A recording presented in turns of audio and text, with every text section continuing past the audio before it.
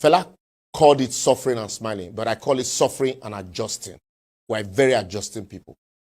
They say Nigerians are the happiest people on earth. Truly. Because if you push them to the wall, rather than revolt, they'll make skit out of the situation and laugh over it. We should be the skit makers of the world. You know, that this state should go to us.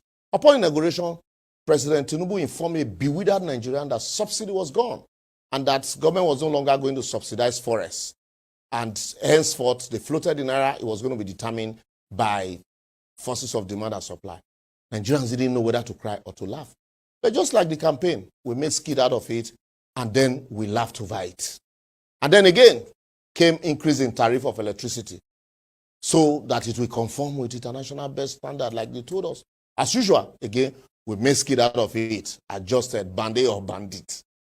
The price of goods went beyond the reach of the common man. Those who feel adjust and over-invoice, cut corners adjusted. The rest began to do skits, and we all settled into a new reality. Labor went on strike. Government increased the minimum wage to 70,000, and the next thing, petroleum prices increased again. They started another one again now. As so, medical doctors will go on strike, and government will enter into negotiations with them. Agreement will be entered, and in most cases, this agreement are observed in breach. They will adjust, and then start another round of negotiation until the next strike, and the cycle will continue. Dangote and NNPC played ping pong with diesel and petroleum, and fuel queue returned to gas stations, and the product went beyond the reach of the everyday people. We started making skits at filling station, and as usual, we adjusted to the new shege. Our government borrowed money, used it to buy cars for First Lady office, renovated presidential residence, built another vice presidential residence, bought 160 million naira SUV for National Assembly lawmakers, spent millions of dollars on First Lady trips overseas, upgraded the presidential motorcade, purchased a brand new jet, $100 million presidential jet, sponsored 1,411 delegates to Dubai for only God knows what conference, spent 2 trillion naira on the audio palliative where nobody see, spent 2 billion prayer alert to National Assembly lawmakers, and then we will continue to adjust, and make skit out of it. No wonder people say those waiting to steal from government are more than those already stealing in government, because they know that we will always adjust. Because if you know those who don't adjust, they go japa. We have been turned to adjuster and all you japa. I will therefore advocate until we confront every bad decision of government and until we do the right thing ourselves. We'll continue to adjust or japa until this country disintegrates. And not be prophet of doom. I am just telling you. You learn to confront a bad situation and do something about it. Anyway, let me adjust small because fuel no day, so I know if you do long recording now. Me self don't adjust. So, but however, drop your comment on our comment sections on all the our social media platforms shown on your screen. An account of his first year in office, saying that in just the governor of Rivers State, Similaye Fubara, at a Thanksgiving service organized as part of activities marking the 64th Independence Day celebration of Nigeria on Sunday, gave an account of his first year in office, saying that in just 1 year he has done more for the people of Rivers State than what his predecessor did in 8 years. Fubara, also in an apparent jibe at his political opponents, stated that he approved the construction of an ultra-modern hospital, which includes a psychiatric ward in Obiokpo, local government area of the state, because they will need it. Let's take a look. It is Fubara that has awarded Trans-Calabari Road that they couldn't do. They did only a bridge from Krakrama. I am the one doing it. 225 billion. I didn't borrow. It is this same Fubara that is building a general hospital, which I also included a psychiatric hospital, because they will need it very soon in their place. So tell them, what I have done in 1 year is what they did. Like I said, let them make me talk. Let them make me talk. It's only empty container that makes noise. If God has given you opportunity, eat your thing and keep quiet. We want you to talk, Fubara. Well, Nyesom Wike, just a day before Fubara gave that speech, said that none of his political opponents can fight him. Wike was speaking during a reception organized in his honor by the Ijaw People's Congress in Port Harcourt, River State.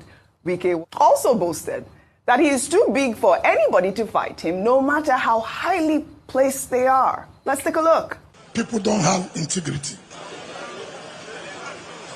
Don't ever you think that they are fighting me. They're not fighting me. I'm too big. I'm too big. I'm too big.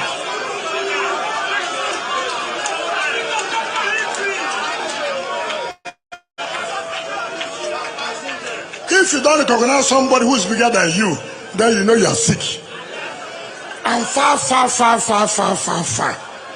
All of them put together, they cannot stand it.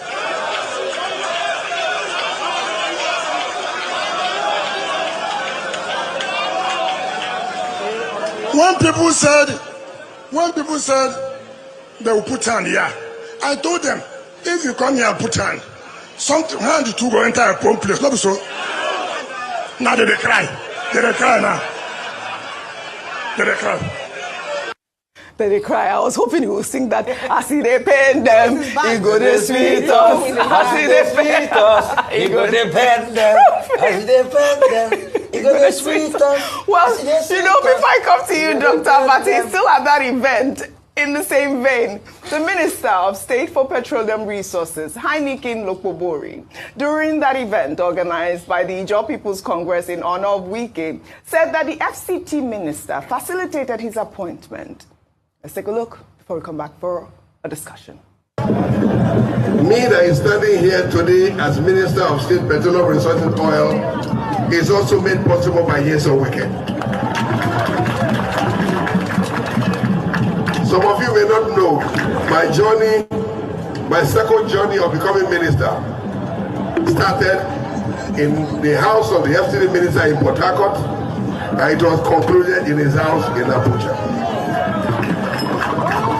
All right, Dr. Vati, the Nigerian way. Go ahead. It's very good to see Governor Fubara regaining his composure. Yeah. You know, being.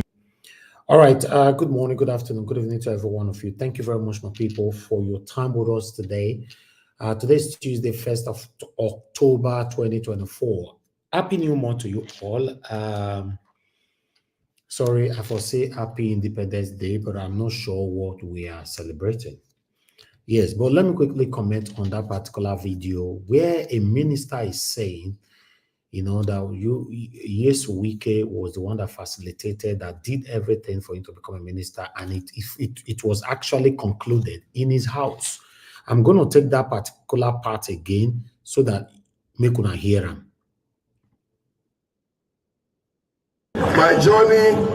My second journey of becoming minister started in the house of the FCT minister in Port Harcourt, and it was concluded in his house in Abuja. So Nigeria have degenerated to this level where whatever that is going on in the country cannot be proudly stated in public space because they know there's nothing we can do about it. We're in big trouble. We're in big trouble. Thank you very much, my people. I appreciate you all. Now, only that one I just want to comment, but because sometimes I play videos here, some of you might skip it. You know some important points.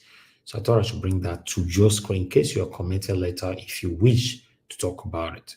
Thank you very much, Mother of all, Mommy Diaspora. Good evening to you, Mommy. Thank you very much for all you do. Happy New Month to you.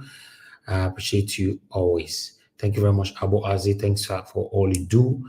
Thank you very much for always being there. Thank you, Mother Bella Naomi. Thank you very much. Mother Bella Naomi, I was told yesterday that your birthday was a day or two ago. Happy birthday to you, man. I beg for your birthday, they let us know. You know, no assume say we know. There are so many things where we get for this our head. Happy birthday to you, man. You shall live long for us. Wa Tony Maga. You know, I wish you good health and long life in Jesus' name. Amen. Guys, help us to celebrate Mama Bella Naomi. A day or two ago was a birthday. You know, let's celebrate ourselves on this platform. I appreciate you all, my people. Now go bless you now. Thank you very much, CXL. I can see right there. Thank you very much. Washington Mary Gay. God bless you all. Thank you, my wonderful people right there. Joy Otaho is right there with us. Mercy Magnus is right there with us. Thank you very much. God bless you. Shizoba is with us as well. Thank you, Ben Osahon, my brother. I can see you, Austin Prince. Thank you. Thank you, Sagovo Kongai, Mr. Johnson Emmanuel. Thank you, my people. And then we have Peter Ife right there with us. God bless you all. Madam Helen, thank you very much for your consistency. You've been there, Madam Helen. I really do appreciate you. Thank you very much. UC Andrew, thank you very much. Good evening to you. Now, God bless you, my people. Edward Guavon, thanks for joining us. God bless you. Lucy Eno, thank you. Young Dezo, I can see you. Clifford is a ball. I can see you as well. Didi Anthony in the building. Adewale James Abayale, thank you very much, sir. Good to hear from you today. Sagadadi right there with us. He's also said, thanks for joining us. Good evening to you. Good evening to you, all my wonderful people. I'd like us to move on right now. I thought I should quickly come in to bullet point that particular scene and also to acknowledge every one of you. Dennis Agude, thank you very much. Good evening to you. Ejidima in the building, thank you very much. Bryce Strasser, I can see you. Charity Odemingier, thank you very much. I appreciate all my people. God will bless you now. I'd like you also press on the like button, help us to share, press on the $sign, buy us a coffee. As you know, today is 1st of October. 2nd of October, which day be that one? Make I see whether somebody go get them. Tomorrow is 2nd of October. What did they happen? What did they stop tomorrow? Tell me. Somebody tell me before we move on. I just want to see if some people can get that. What did they stop tomorrow? Let's see. What did they happen tomorrow? Okay, I'm still waiting. Yeah, my brother don't get her. Mr. Alex, you don't get her. CXL, you get her. God bless you, all my people. Ben yes, my people. Yes, Lucky Yabo, Shidima, God bless you. Hey, that's why, you see, I'm going to put this smile for my face. I just don't want you to forget my birthday. Although I didn't forget people's birthday, but still. You know, say they make people feel good when you know, say people are out there who cares for you, who pray for you, who encourages you to do what you're doing. As you and I know, nobody's perfect. You know, you're easy. All of us, they make mistake for year. Black Panther, my brother, thank you very much. You know, all of us, they make mistake for year every day. You know, and when I see they manage us, as soon as they see them, that one, they make me, they look forward to coming here. You know, because your encouragement is what is keeping me here, to be honest. Yes. You know, I want to say I'm grateful. Thank you very much, my people. And God will bless you now. Thank you for already celebrating me. Tomorrow is the big day, and it's a big day for me. Tomorrow, I'm actually doing something surprising. Something surprising. Yeah, for the first time, I'm doing something surprising tomorrow. It's my birthday. Although I'm doing a couple of things, but I'm going to keep one of it out of camera because of I don't want to confuse my people on the panel, or rather my spectators. What the channel stands for is politics, not the other way around. Before people go change that for us, we they do them every day, but we try to keep them out of scene. But yes, we are doing. We started today. Tomorrow again, another one. But I have something I will show on screen tomorrow. Yes. I appreciate all my people. More carry the go. You know, we're not gonna be like I can't talk. Forget what I supposed to present for now today. Dennis Patrick, thank you very much. God bless you. Thank you very much. Henry Black, thank you. God bless you. I appreciate all my people. Thank you, my people. Thank you. Shima, I can see you in the building. And God bless you. Jota right there with us. Thank you. Bossede, Lawan, I can see you, Esther. Thank you very much, man. God bless you all. Thank you. Do your part. Press on the like button. Let's take it from here. Today they say na be Independence Day. Yeah, wow. But meanwhile, let me start with my Oba of Benin monarch, Oba Ewari II, Oba Ratokbe. He said, in fact, we could not verse. No say our Oba will not use on the play. Not be everybody like when we talk about our Oba, but there's nothing you can do about it. Before I play video, make a welcome man to the screen first.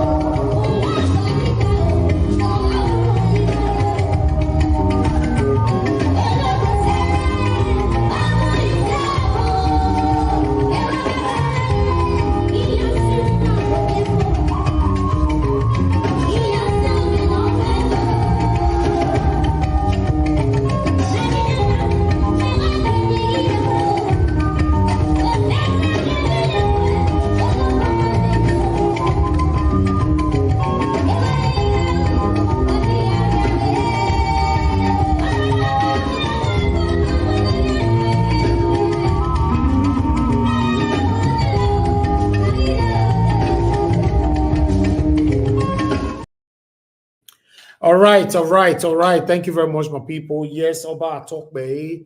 I value my Oba so much, so very, very much. Now, so that they bring me up, my parents, they bring me up. So I love my Oba. I value my Oba. He's our second God. You know, if you're not from those things, you will never, ever understand. Yes, you will never understand. So I appreciate you all, my people. Before I play that particular video right here, I would like to ask of our dear sister, love of God is my strength. For like 1 week now, never hear from her. Mama, where you day? We dey miss you. Where you day? Love of God is my strength. I remember reaching out to Shooks Obibweze the other day. Although Shooks Obibweze was very, very long, was more than 4, 5 or more, maybe 6 months or so. So I decided to reach out before I now get to know that he's not feeling too well. No, help me still pray for our brother every day. You know, we all need each other's here. You know, but love of God is my strength. We never hear from her for a week. So, Mama, would I ask of you here? Madam Luke, me and you know, we don't get left and right, but I miss you, sir. But nevertheless, Madam Luke, at my dear sister. We don't get that left and right. But to be honest, I still miss her. I miss her sometimes. Even go reach Pansat. Pansat, sometimes I miss Pansat, but Pansat is the most stubborn man I've ever seen. No matter how you go forgive Pansat today, he go come here, he go use F word for one of the panelists. That be Pansat problem. But I miss him. You know, his submission that year, Pansat is someone, you know, if Pansat is calm, that man is lovely. Is something else. But when he don't verse, oh God, go just scatter everywhere. You know, so I miss all my people. I miss you all. You guys have been so wonderful. We don't quarter here left or right. There's a normal thing. It's a normal thing. Everybody, they face the hits. Now God bless you now. Thank you very much, my people. If I don't mention your name, no ghosty vessel. Now, once say why, go you enter our head like they will mention names. Why not ghosty create offense today? Say, he mentioned that one name, he not mention my name. Not be bad like that. We're not invest for anybody here. Since I even go measure pants at name today, for you to know, so even that I invest for them, you know, reach my heart. They say, I'm not gonna go carry and say, you measure that one, you know, measure, no. You know, let's continue to manage ourselves here. All right, let's see. Wait, Oba Benin come up for Edo State, Benin City, all the way to where? Tirigboza for my Oba of Benin. Tirigboza. More than listen to this. The Oba of Benin is here to sympathize and condole the victims of the tragic water floods in Maiduguri. Speaking at the government house, the Oba has expressed his sadness over the loss of lives and property caused by the devastating floods and pray God Almighty to protect the survivors of the disaster and comfort the victims. I bring you greetings. We are here to express our empathy, express our grief, express profound sadness about the victims of the flood. As you will recall, just was it a week ago, we had an election in Edo State. One of your own was in Edo State. The vice president was in Edo State. We thank God that we had a peaceful election. I want to thank the president, thank the vice president for ensuring a peaceful election in Edo State. The Borno State governor has appreciated the visit by the monarch, describing it as an honor and sign of unity in the country. The entire people of Borno State are overwhelmed when the news of your coming reached to us. As the MC has said, it is very clear. And indeed, we are very proud to see you in our midst. In a related development, the Borno State Governor, Babagana Zulum, has received a delegation from the Salvation Ministry's church who are in the state to commiserate with the government and the people of the state over the flood disaster that washed away about 50% of the city. The delegation... This transformative bill will make our business environment more friendly, stimulate investment, and reduce the tax burden on businesses and workers once they are passed into law. All right. The President of the Federal Republic of Nigeria, President Bola Ahmed Tinubu, a short version of the speech delivered this morning at 7 a.m. local time to Nigerians on the 64th Independence Day anniversary. Well, Rufai, he touched on a number of things. I don't know. I mean, yesterday we had anticipated what his speech would look like or would sound like. I don't know if this is hopeful for Nigerians or if the details of the speech satisfies a number of concerns expressed by Nigerians in the last few days. Your take on the speech? At first, congratulations to the hard-suffering Nigerians. Congratulations, because for you to survive in the Nigeria of today, you are the true heroes. So I doff my heart for you. All Nigerians out there, my round of applause for you this morning. Coming to the speech, below par, I will give it. If I'm to score it, I will score it very bad. What did I expect? I expect a lot more. I expect more measures to cushion the effects. A lot of the things that were said are things that when we look at them, you say you have done them, but we have not seen the effect of the economy. So there's a misalignment between what is said and what we see. For instance, he talked about securitization of ways and means. He used the term clearing. He used the term the 7 billion encumbrances cleared. But we all remember that the CBN had to set up some auditors to verify the ones that they were going to clear. And some people said they didn't get theirs as regards those forex encumbrances. Today, we've not sorted out the forex problem. The talk then was, if we clear the encumbrances, the naira will come down. Today, it's still pegged about 1.6. After using the Dutch auction system, that didn't avail much, the CBN has now gone to paying BDCs, selling to BDCs at 1,590 to be able to cushion the effect of the dollar. So, he was saying, yeah, we are meeting our obligation. I think there was a story around, but maybe it's been disputed, that we couldn't pay some of our bond obligations, or there was a delay in the payment of some of our bond obligations.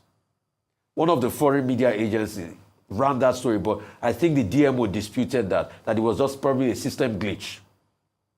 He went further to say we are doing a lot about security. No. There's still a big lacuna as regards insecurity in the system. We are still having this hydra-headed monster, these bandits, that we've not been able to tackle. Some gains have been made. I'm not going to dispute that. He talked about agriculture. Yes, it's harvest season, so we're having a reduction in food price. We're having a reduction in inflation in the 2 quarters. But guess what? Core inflation is still on the increase. Okay, today we will know what Dangote has finally resolved with the NMPC. Okay, maybe they're going to start selling to them in the dollar, so we can know the exact price. Then the one that take me back a little bit. You want to set up a national confab for 30 days. What for? It's not just going to be a waste of our resource we don't have. You are hearing the youth speak every day in protest. I'm not going to blame your government for it, but the largest confab of youth in recent time in Nigeria, which was NSAS protest, guess what happened? You people shut them down. It's not your government. I'm going to blame your government for that. That's Buhari's government. The youth protested the other time. You people charge them for treason. That's the largest confab of youth speaking. You don't need a confab and put them under air condition. We start to hear that they shared money here and there and all of that. And to top it up, like it's not enough, you now decided to use this ceremony to give your friends awards, national honors. I think we need to rejig our national honor system in this country. You are giving the Senate president what have they prevailed over? You are giving other what have they prevailed over? So there's just so much to be desired. We love this country, that's why we talk. But President Tinubu, you need to do more. Meet us halfway. Like Onipeko Breastfeed said today, remove the chokehold on the neck of Nigerians. All right. Okay, I listened to President Tinubu this morning, and Arise News provided us. Tinubu, you the talk from beginning to the end. Me not you understand what that man they talk, to be honest. Although the only thing why I pick from what he talk is say a government don't fight insecurity heavily. The government have defeated Boko Haram insurgency. The government have done this, done that in terms of insecurity. Just yesterday there were kidnapping in those states. You know, I don't know whether I see the circulated video where somebody was dragged out from his Benz and taken away. You know, just 4 days ago, there were kidnapping in Lagos, somewhere in Awoyaya area. You know, I believe I reported kidnapping a week ago from one of the mainstream articles. I can't remember the name, somewhere in Abuja. But Tinubu is saying that his government is doing well in terms of that. I don't know. Although I saw a video yesterday, which I supposed to play, but the sanctity of that video cannot be confirmed. That Tinubu have reduced the debt he inherited from his predecessor. You know, if that one are true, I will applaud him heavily. But I'm still looking for the source, the proper source, because that video, I couldn't find a source to attach to it, and no mainstream media have talked about it, not article, not on the video. That video actually explained how Tinubu have reduced our debt from $100 and something billion to like, I think 70 something billion at the moment. I don't know. If that one are true, it deserves an applaud. But the sanctity, how come no mainstream media have talked about it? How come no articles have showcased that for us to rebroadcast here? But I'm still doing my findings. I'll bring that here. But in terms of the insecurity that Tinubu said is sorting out, that one not be true at all. Now, not be true. Me, I did Nigeria, I know what they solve in terms of insecurity. People are hungry right now. In fact, the insecurity is even increasing drastically. The people who never do crime before, many of them are engaging in crime right now just to survive. It's crazy. We're in a country where you are driving, you are washing your back all the time. If you have the money, you go with security. If you don't have the money to go with security, protective security, then you have to be careful, conscious of the kind of area you go at this particular time. So I'm not sure. Then another thing I will applaud Tinubu for. Should I applaud Tinubu on that, or should I applaud Sanwo-Olu for that? The light is brilliant right now. I don't know how they managed to do that. Lagos Light, or no, I can't say Lagos Light. Island. Or should I say Island, Lekki, yes. Because I don't know people, somebody feel they listen to me now, they mainland, go they say, I they lie. But if you know you live in an island, Lekki phase 1, phase 2 to phase 3, Tinubu or Sanwo-Olu, they are doing extremely well right now. Guess what? For the first time in my life since I was born, and as a Nigerian, I've never experienced light in anywhere in Nigeria. Straight 3 days, no blink. It's happening right now. Yes, no such things being as all they talk about. It's happening right now.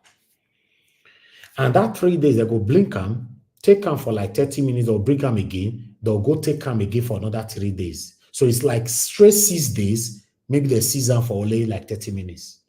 That is what is happening right now in Lagos. I don't know about Edo State. I would like somebody to testify to that. What is the same thing happening in Edo State? I don't know. But in Lagos Island, let me say island, because they go beat me for this one now. That's the way they are regular now. If you say, nah, lie, they lie. I make me the specific for island, Lekki phase 1, phase 2, phase 3. It might probably be the whole island and not follow everywhere. You understand? But this area, they don't exist light. So I wish they can continue like this. That would be nice, because it's part of the things that I'll be calling for. I'll be crying for them to give us light. I'll be crying for them to give us security, good healthcare, good road infrastructure. And they are working heavily in the roads in Lagos as well. Lekki Expressway, Sanwo-Olu or Tinubu, like I said, I don't know what they do between both of them, not to understand who should be government, state government road or federal. But I'm telling you, they are working heavily on the roads. And I still showcased a video here a couple of weeks ago, all the way from airport to the island. All of them be like London. I plan for here. I showcase you now. The Third Mainland Bridge and all of them, all have been worked on and beautiful. So as things being, so me they talk on, and I will show you the evidence. As I talk to now, so now light are the usual, not be solar lights. You know, although the season yesterday for my head or day before yesterday, 5 minutes later, they bring them back. So for that, I want that to, I know it may be election, they corner now. I for you say, and because of election where they come, I make that they do this thing. My people, now 2027 still far. That means what we are seeing right now is the realism of it. Right?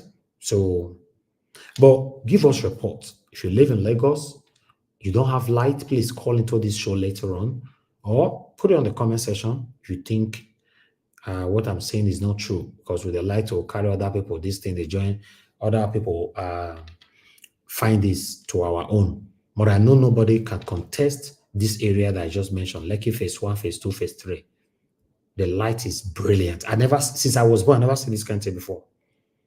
Say light go all day, straight 3 days, no blink. It is not possible. So for those states, my brothers and sisters that live in those states, Obaseki, they do the same thing. Or na federal thing? Is it a general thing, the whole Nigeria? I really want to know. Or even Madam Ellen was watching us earlier on. Madam Ellen, tell us, in your area, how light be for your area. I really want people to pass the information right there. We want to know whether this is a general thing or now only Lagos they focus on or now only Ireland they focus on. We really want to know. Thank you very much, my people. I thought I should bring that in quickly. But meanwhile, let's hear the plight of the people concerning today, the Independence Day. Before the break, just before we had to go off earlier on, we had asked you if you could speak to some of the protesters to ask them how they felt. Number one, about the president's speech. I don't know if they had the opportunity to listen, but the National Youth Conference being as announced by him, and if they are willing to work with the president on that. Okay, I could barely hear what you said, but for some more updates on what's happening right here on the protest ground, I've got one of the organizers of the protest who will be speaking to us on what their intentions are for this protest. Good morning, tell us your name. Good morning, my name is Adeola Samuel Ilori. I'm the National Coordinator, All Electricity Consumer Protection Forum. Tell us why you are here, what are your concerns?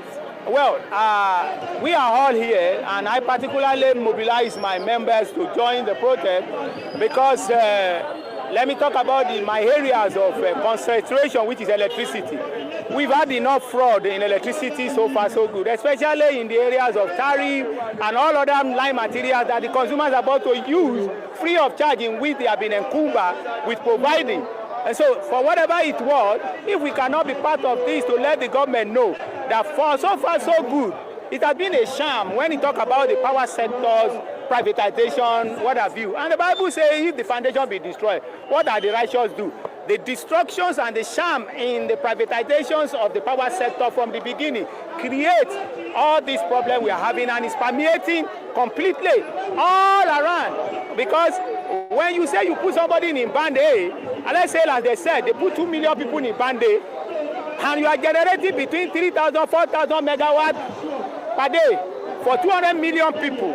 How do you want to share it that only band A will be covered? Not to talk of when you have band A, you have band B, band C, band D, and band E. Let's take for granted that band E is looking for 4 hours. But what are the people you promise 12 to 16 hours, which is band C? People you promise 18 to 20 hours, which is band B, and the 20 to 24 hours band A, which you have criminally increased their tariff recently.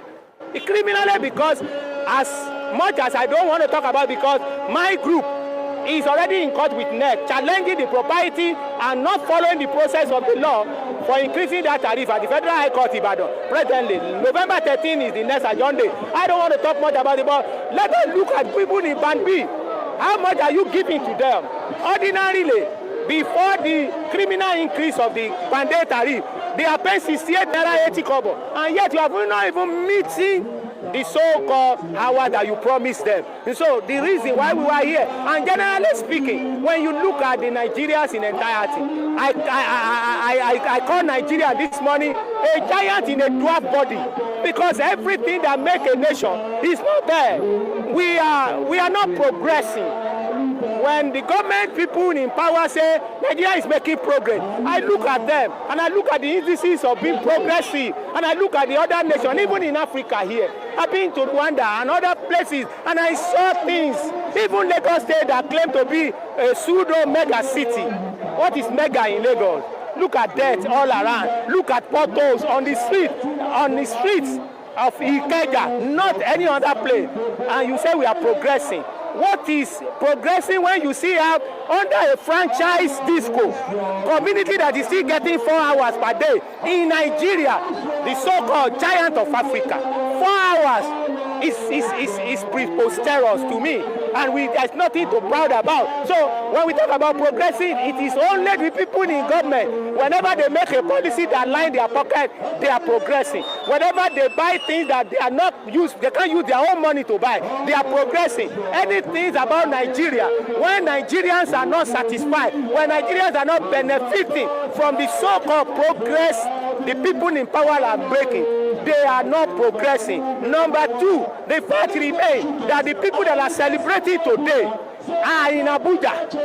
Those people that we buy free fuel for, we pay their rent, we buy new car for. The people that they don't pay for health facility, those are the people that can be celebrating, because the Bible says in Proverbs 29:2, When the people rejoice, it means the righteous and in power.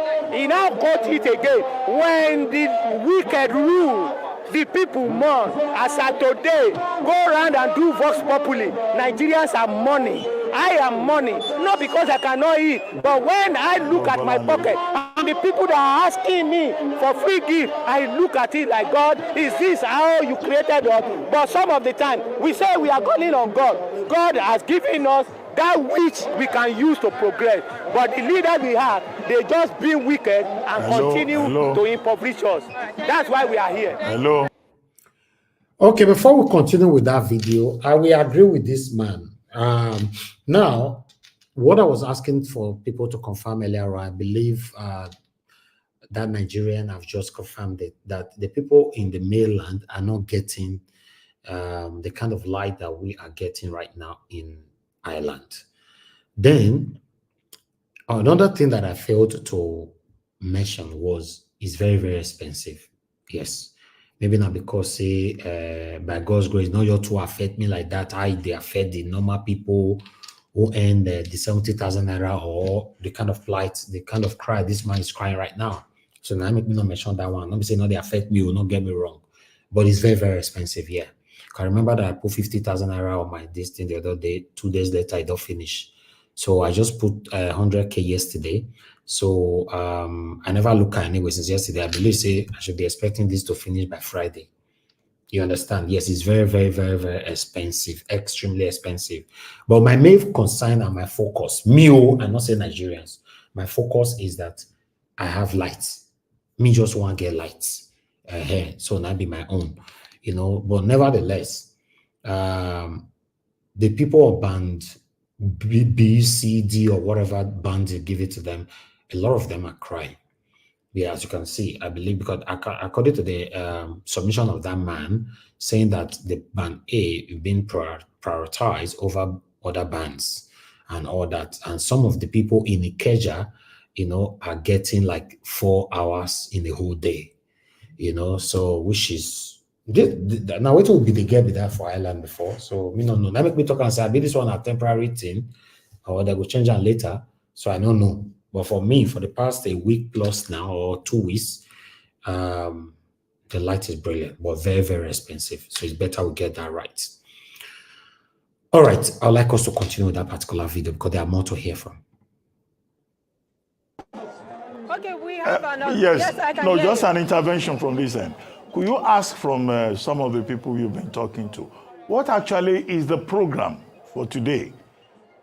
They're in Ikeja there. Are they going to go from Ikeja to Alausa, or they will go to the Independence Parade Ground and make a presentation to the governor of Lagos? Because, I mean, the last time they moved from Ikeja bus stop under the bridge all the way to Alausa.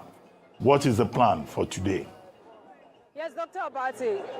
Abati, that is spot on, because right now the protesters are moving from this particular place, Ikeja Under Bridge, straight to Secretariat to air their grievances at the seat of power. And so you can see the procession already making that move, and we are also moving with them to catch every moment and give you a blow-by-blow account of how things pan out right here at the protest ground.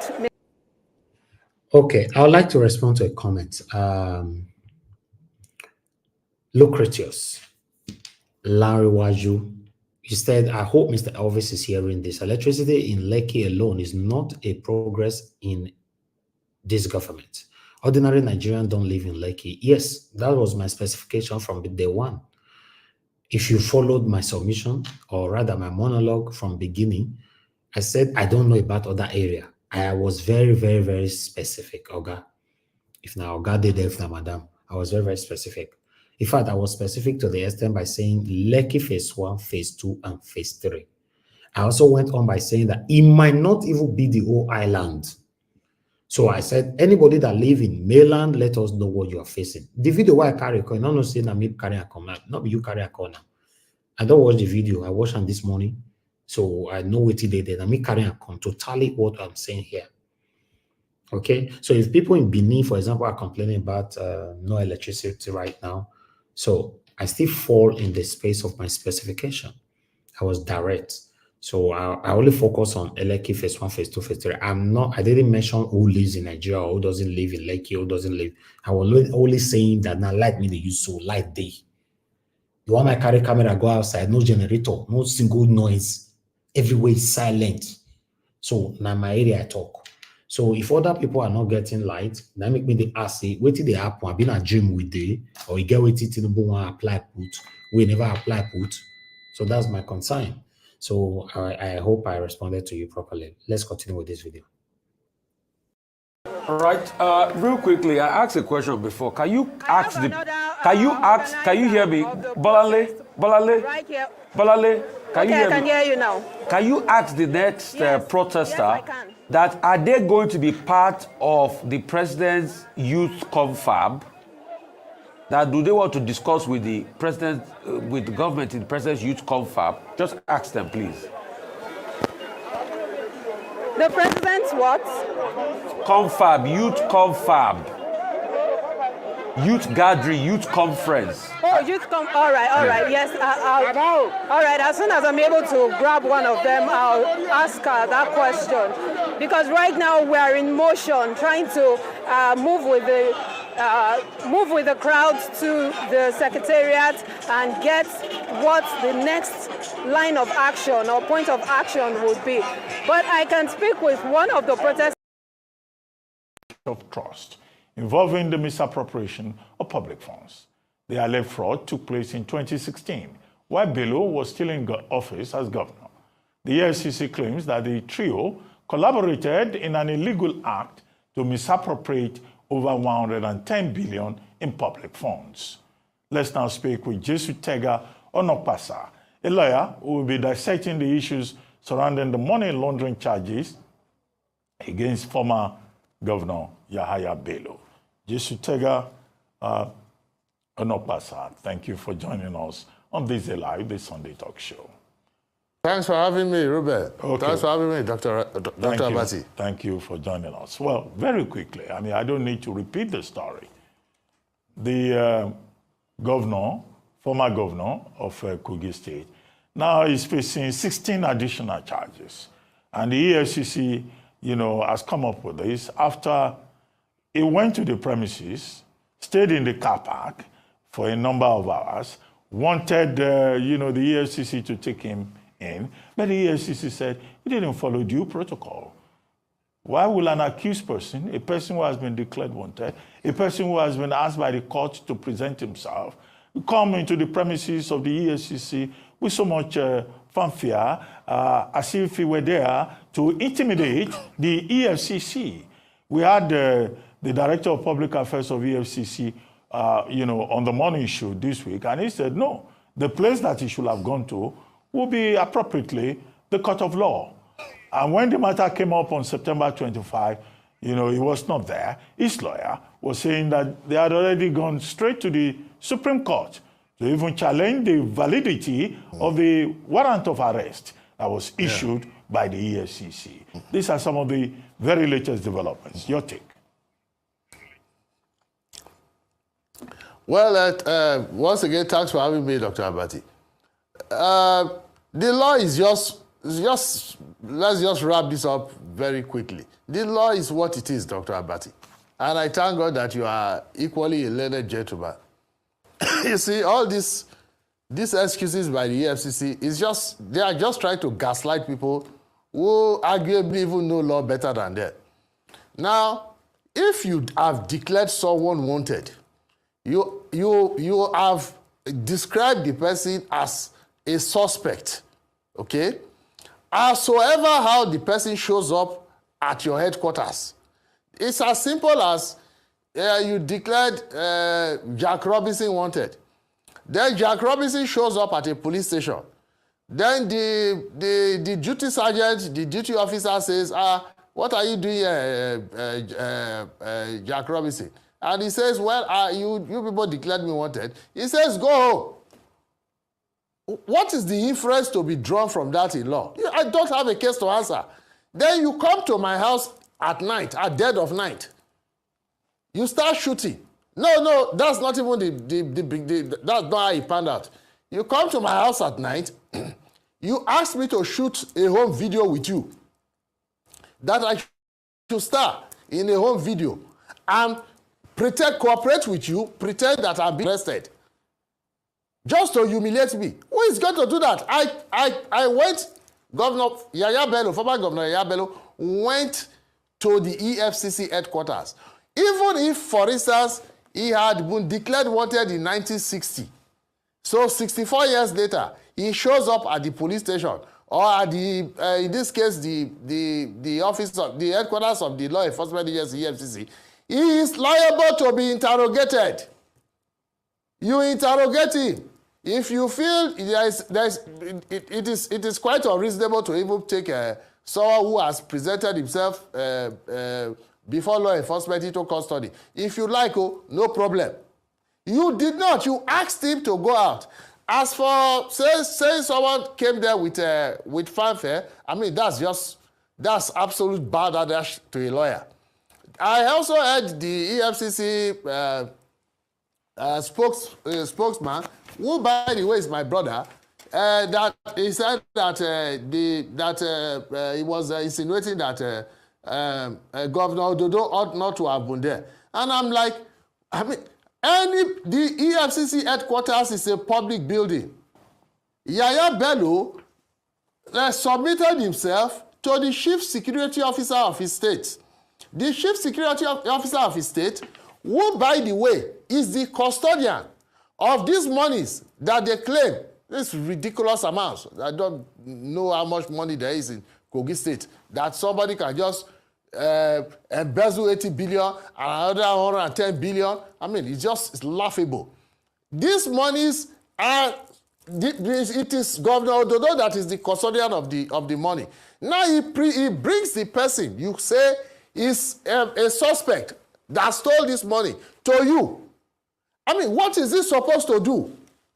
He is the chief security officer of Kogi State. He has brought the person to you. They said they were in the car park. Where else were they supposed to park? On top of the building. I went there that same morning because I don't trust the EFCC with this matter. I know they are just playing a script, and I have absolutely no confidence in them anymore. So I drove there myself. Where did I park, Dr. Abati? I parked at the car park. They told me that Yaya Bello was there with Governor Ododo, and that people were hailing him, including the EFCC staff, calling him white lion, white lion, white lion. And he stayed there for 4 hours. He interacted with the chief of staff. I don't know where the chairman,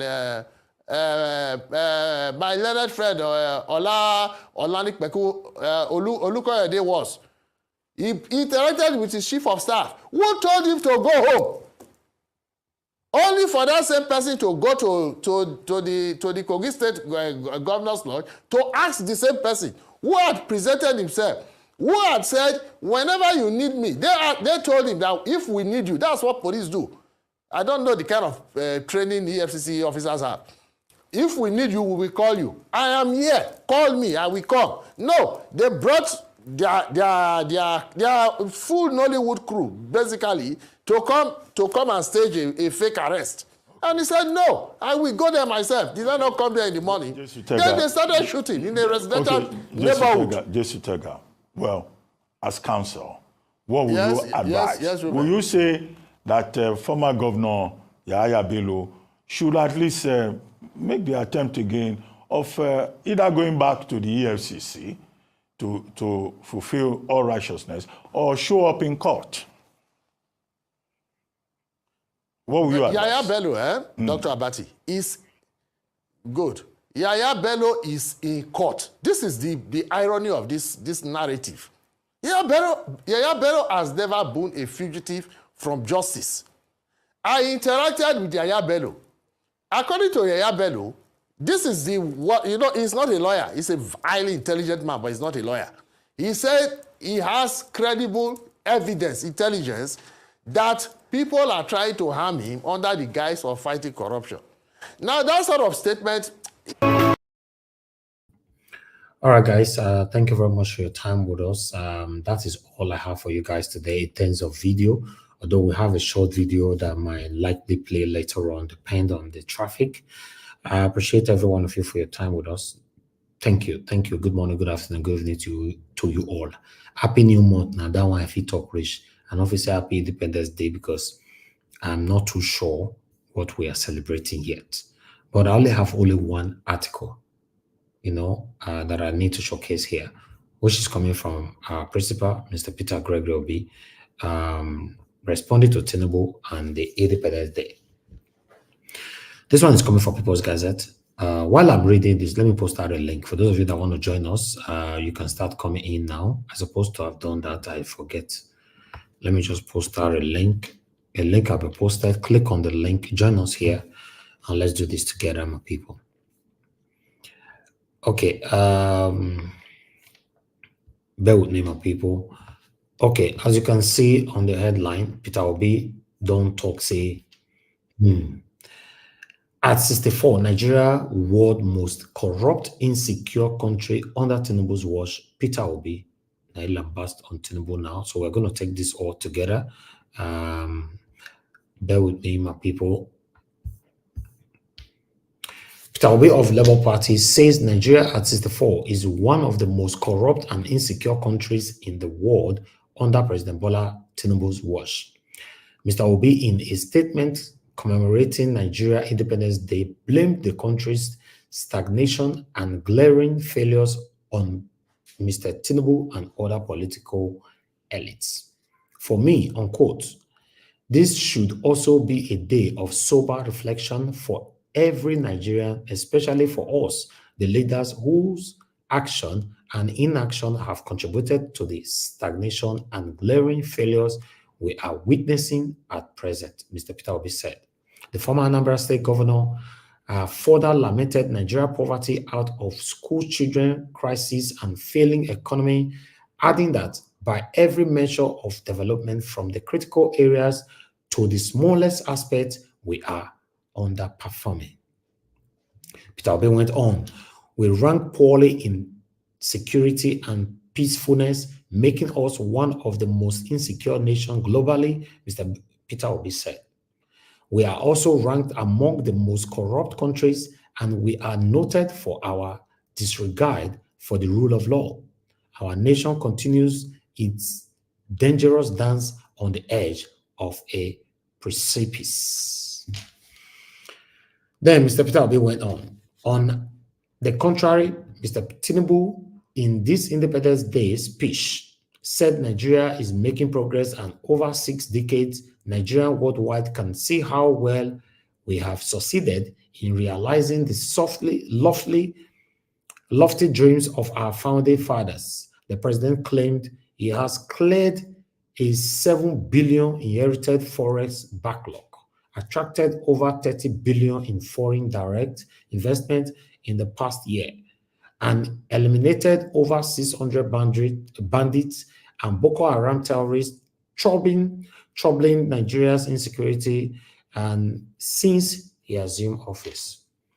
Okay, that means that our story I talked about earlier on concerning Tinubu and clear some debt might be true, but still, I still need to do more findings. But all I know that I said earlier on, the insecurity in Nigeria has drastically increased under Bola Ahmed Tinubu. Yes, I want you guys to know that. But meanwhile, that's all I have for you guys today. I'd like to take calls. For those of you that want to call in for all that I've presented today, this is the best time for you to call in. Let's hear from you. What's your take on this? Guys, help us to press on the like button. Nobody don't buy me coffee today. Nobody don't buy me coffee today. I know. In fact, at the verse, as I had the talks at the verse, at the go house. I want you to go house now. I want to leave the platform like this. Let me go home. I already talked since 1 hour, 14 minutes. Nobody don't buy me coffee. Not even one coffee. One coffee. This is one. I don't make me verse. So if I your verse now, I'll take break. Thank you very much, my brother, Mr. Ben. Thanks for calling. I greet you. Thank you. Good afternoon to you. Good evening to you. Thank you. Diaspora. Happy New Month to you, and I look forward to your birthday tomorrow. Thank you. God bless you for all that you do. You've blessed a lot of people with your platform. Thank you. God bless you for everything. I just want to wish the platform members, all the best of the month. Nigeria is celebrating our independence, but the people back home are not truly independent. They're still, under their slave masters, politically. And I pray things change for that country, because at the end of the day, that's in that country. I don't want to talk too much, Mr. Alvin. I just want to say God bless you for what you do. Thank you for every single thing you've done. Thank you very much. I appreciate you, my dear brother. Thank you so much. I appreciate you. All right. Do we have another call? If not, I'm moving straight to the panel. For those of you that want to join the panel, please come in now. Let's do this together, my people. I'm happy that I already have Mr. Jonathan here with us. For those of you now where they come late, someone like Black Panther, I will start to define you now. If I don't come late now, I could have dragged me, could have extension. You don't know somebody they tire. But meanwhile, okay, nobody's calling in right now. Before I'll pick call later on, but I have someone on the backstage. Vivian the Rose, please turn on your camera, man. It's the rules. Just turn your camera. I want to be sure saying that you be that. Then I'll bring you in, because we have so many satanic people who are impersonating my wonderful people here on the panel, which is unacceptable. So we need to be sure who is behind any name. If you don't know me, and I off my camera, for example, I have my admin here. Before you allow me in, you must ask me to turn on my camera to be sure saying that me there. Even though that AI they use, we don't study the AI. AI cannot present one particular thing more than 30 seconds. Have that in mind. He cannot. Yes. The figure of AI, if you use AI, bring my face come, but my face go out there like this. But AI not if you do me when I do like this, they do like this, they do like this, they do. If you do all that one in 30 seconds. So we know all these things. We're not supposed to tell you now we be satanic for here, where they listen to us, but still, if you come here with AI generated audio or image, we will still know. Say now Mr. Jonathan, I did backstage. If not be Mr. Jonathan, I go no, say not be him. There's no way you can do that. Don Anthony, thank you. I become the same. What did they happen? Nobody buy me coffee today. Finally, I don't get my coffee. Finally, I don't get my coffee. Now God bless you. My pocket never run dry. I'm very, very grateful. Thank you. All right. I would like us to. Okay, Madam Bella, but at least now you did backstage earlier on, right? And if now you did backstage earlier on, that's fine then. So all these people will be careful. But I have this last video to quickly play. Let's say any evil that is happening in the country, and you pretend, say it not concern you. And they tell you, say somehow, someday, it go concern you. Now, no say don't say why they talk am. Before I go present this video, make I read this phone again. Our popular message for here. A man could become the next victim of the evil he celebrates today. Don't defend evil because it favors you now. It favors you today. It could work against you the next minute. Anyway, it might not relate to this video. It might also relate to it, but I want to make una digest and by myself. Watch this video. I say, man, giving our updates. This is a Falomo Barrack taken over by the authority. Like the authority don't take over this barrack. Now, pay attention because this is where this story gets very interesting. Before this authority get power or came into power, they don't hide this barrack for long. So now, as they don't get power, they can't take over the barrack. The barrack is gone. Not just this barrack. So many other barrack where they go take over. They want to take over the one they get ready for Obalende. And as I talk to you now, the police officers there have been given 2 million naira. They don't settle them 2 million. Go and sort yourself out. Now, 2 million naira cannot rent any house if you know that place very well. If you know that Falomo Barrack and that Obalende, There is no place there where you can get as cheap as 2 million per year. The lowest you can get there is 10 million, 5 million. But they gave them 2 million to go and look for apartment. Then from that apartment, they come to work from that apartment. See where Nigeria is today now. Nigeria has been captured, not by Russia, but by Nigerians. Now, they listen, even if you take this barrack from them, why not you provide a place where these people will be staying and give them that 2 million naira? But no, they take this, they don't collect this barrack from them, give them only 2 million naira for them to go sort themselves out. So, as I'm talking to you right now, a lot of these police officers are homeless. They homeless.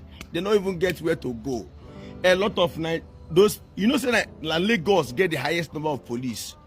Forget Abuja, now Lagos get the highest number of police. And now so a lot of, this is just the starting, because 5 more barracks will be taken over. 5 more will be taken over. But this one is just the first one. And as I'm talking to right now, Nigerian police in Lagos are homeless because these people are not ready to provide home. They're not providing anybody where you settle. There's no settlement where you go. No, that 2 million naira is where is your settlement. Go and settle yourself. Sort yourself out. Be coming to work from that place. This same police where they ask to go home, go get a place where you go stay. Now this same police, they provide security for these same people. These same authorities, we don't take over these barracks.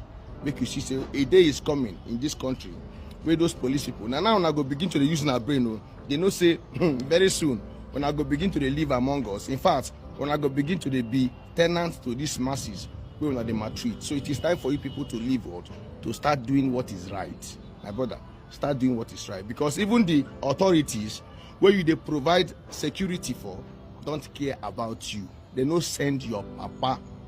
They no send your papa. You don't understand? So the authority where they provide security for, no send your papa. They no send your papa. All right. When we they talk for here, our police officers in Nigeria, some of them, not all, they will think they will not get sense. Or some of them, I think, we are fighting for ourselves, not knowing that all Nigerians that are speaking today, that Nigeria is not working. In fact, Tinubu's government is even worse than Buhari's government. But when they talk for here, they say, no, my brother, not to talk to my brother. But look today, the same police people now they made homeless. So 2 million naira. Me to carry your wife and children, wanna go find anywhere wanna go stay, you know, concern us. Get out from this barrack. And there are more barracks where they want carry. When they talk, say this thing, it go affect everybody. When way it say nothing Tinubu want, I believe say all of them they collect now, right? All right. Let me take this call. Thank you very much, Madam Patience. Thanks for calling in, ma. Please talk to us. Good evening to you. Hello. Hello. Good evening. Thank you, ma'am. Good evening to you. Please talk to us. Mr. Niger Wash. Thank you. Thank you very much. I just want to chip in a little bit. Like I have always been saying, Nigeria is gradually disintegrating. First of all, let me just say happy birthday in advance. Thank you, ma'am. Thank you for all you do. May God continue to give you the strength and the boldness to always come out here to speak for a better Nigeria. I hope so that we will all be alive when we see this new Nigeria that we are all preaching. Because to be honest, I don't believe Nigeria will ever be better. I don't believe it. I don't even dream of it anymore. Because this country has been dead since the 80s. Nigeria will be better, man. Probably it might not be in our time, but I know Nigeria will be better. I hope so, and I pray so, because right from the 80s up to now, you see the three arms of government, the executive, the legislative, and the judiciary, especially the judiciary, they are the worst. You can imagine somebody having a case since 1988. Until the person died in 2006, there was was no justice. That is the country called Nigeria. It will be there. They won't even bother because it's not their brother, it's not their father, it's not their son. It's quite very unfortunate, like what Mr. Peter Obi said. Everything he said is true. Everything has gone from bad to worse ever since they voted Tinubu.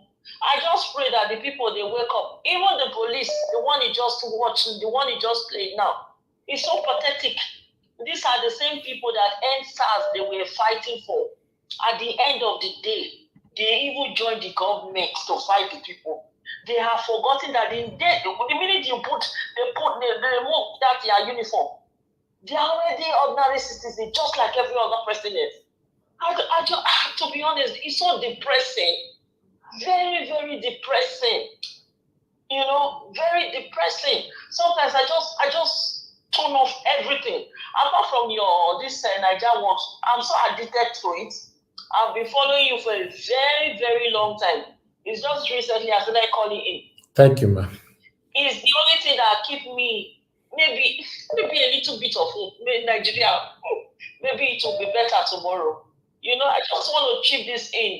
Thank you very much. Thank you, ma'am. Thank you very much, ma'am. Thank you, Madam Patience. God bless you, ma'am. Thank you. Yeah. Okay, let me take this call. Mr. Wale, thanks for calling in, sir. Mr. Wale, thank you, sir. Good evening to you. Talk to us. Thank you. The woman that spoke just now, he said he doesn't see Nigeria better or something, right? Yes. Hello? Okay, now, Mr. Elvis, she's the one that sees Nigeria better. If you ask governors, senators, Dino Melaye, all the people that are all don't see money, Dangote, they will tell you Nigeria is better now. But they don't say Nigeria is not better. And they will say Nigeria is better. No one of them will tell you, oh, Nigeria is not better. They'll tell you Nigeria. So Nigeria will be better. It depends on who is making the money from Nigeria. So I'm trying to say this. The people that are not making the money, they'll tell you Nigeria is not better. But true, if you generalize that, if you look at it, Nigeria is that problem. But saying that Nigeria is not better, no. Nigeria is better for people. Mr. Elvis, we don't hear about all this thing anymore, about what do you call it, Bobrisky and this guy. Do you have any information about it? You don't mind? At the moment, there's no update, sir. Okay, sir. Like I said, sir, I hope they will not jail this man, the VDF. Why? Turn everything to his head. No, they cannot. I hope they will not do that. Okay, let's watch. Thank you. Thank you, sir. Thank you, sir. Yes, sir. Thank you very much. I appreciate you. Thank you. Hello. Yeah. Good evening to you. Your name and where you calling us from? Hello. Hello. Off your system now. Talk to us, sir. You're on live. Good evening to you. Where are you calling from? I'm calling from Germany, and my name is David. Thank you, Mr. David. Talk to us. I've been following you for a long time. There is something I want to drop in this your platform, because I know this your platform and it's a lot of people have said it's concerned what is happening in Niger State. In Niger State, they are planning to do their local government election and all the rest of it. And because these APC people, they want to take all the eastern states. They have to do that. And but Labour Party, their form for councillor or local government chairman, we think is in the higher side. If they want the real people to have access to the form, they are selling councillorship almost 1.2 million. And the local government chairman form, from even get almost 10 million. How can the right people, get access to that form? So you find out that it will be PP and we still sponsor people that will come, and at the end of the day, you will see them. Hello. For them to, the implication of what. Okay, your line is breaking, sir. Sorry, can you hear me clearly? Your line is breaking. Please round up. Hello. Yeah, what I'm just trying to say is for you to throw more light on it and make your investigation to find out. Find out what? If the amount they are selling their councillorship for, I heard they are selling 1.2 million, and the local government chairman for. In which state, sir? And if they are selling in Abia State, because In they are Abia having State. the elections from next month, or they are selling the form now. From the information we are getting, I think maybe by tomorrow is the last day, or they will start selling the form. But what I'm finding out now is that most of these people from APC are the ones that are sponsoring those ones that are going to get the form. The real Labour Party members that are supposed to have the form, they don't have that kind of money to get those forms. And after these people must have sponsored them to get this form, you will find out that at the end of the day, they will decamp to those parties that support them, because APC have vowed to take over Abia State, and they are doing it underground. So I just want to use this, your media, to throw it light for them to know whether what they are doing is right or wrong in the area of the price of they are selling their form. That's just what I want to say. Okay. Thank you. Thank you very much, sir. God bless you. Thank you. Okay, just information reaching in right now that the House of Representatives have ordered the Correctional Service to produce Bobrisky prison CCTV footage from beginning to the end. Now, there while I go past, remember yesterday was one of the things I was looking forward to hear. But now they have asked now that they're giving them some certain time now to produce that CCTV footage, how Bobrisky started and how it ended in the correctional center. So I just thought I should quickly pass that update here. Thank you very much, my people. I'm going to God bless you now. Appreciate you all. Okay, I think we're done with callers for now. Let me just move on to my people on the panel. Mr. Jonathan, thank you very much, sir, for your time with us. I'm very happy that you joined us on time today. Good evening to you. You have the floor. Let's talk to us. Mr. Elvis, thank you very much. I greet you once again. Yeah, thank you for the good job you are doing. And I wish you a happy birthday in advance. I know your birthday is coming up the next few hours. I wish you a happy birthday. God will continue to uphold you, strengthening you all the days of your life. Yeah. And I greet fellow panelists. I greet Mommy Diaspora. God bless you abundantly. And all those that are listening, I greet everyone. Welcome. All the callers too, I greet you all. Then, the reason why I quickly want to chip in today was, I was listening to you when you talked about thank God, first of all, that you have not presented it, on your platform. That fake news. I tell you, full chest, it's fake news. Don't even bring it to your platform. Okay. You see on yourself. You see that news. I've been seeing, people. It's propaganda. It's propaganda. See, where do you want to start from? People have said it here many times that you can win, you can force yourself into government, use propaganda to win election, but you cannot govern through propaganda 100%. It's not possible. So what they are doing, that is just, and the people who are even perpetrating that, they are not just only clueless, they are also wicked. They are also wicked. So for the purpose of this, for me, I hate quoting Nigerian government. Anything from Nigerian government agency, I hate it, because I believe 99%, my first instinct when I hear anything from the Nigerian government or agency or anything official from Nigeria, the first instinct that I have is a lie. It's propaganda. And I believe people should position their mindset to that as such, so that you will not be deceived. 99.9%, when you hear it, first of all, when you see it, you hear it, or you watch it, or you listen anywhere, the first instinct is a lie.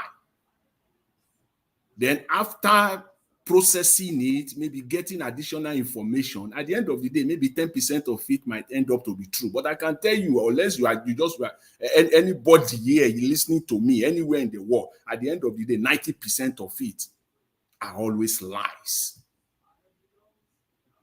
It is either exaggeration, hyperbole, they just, propaganda.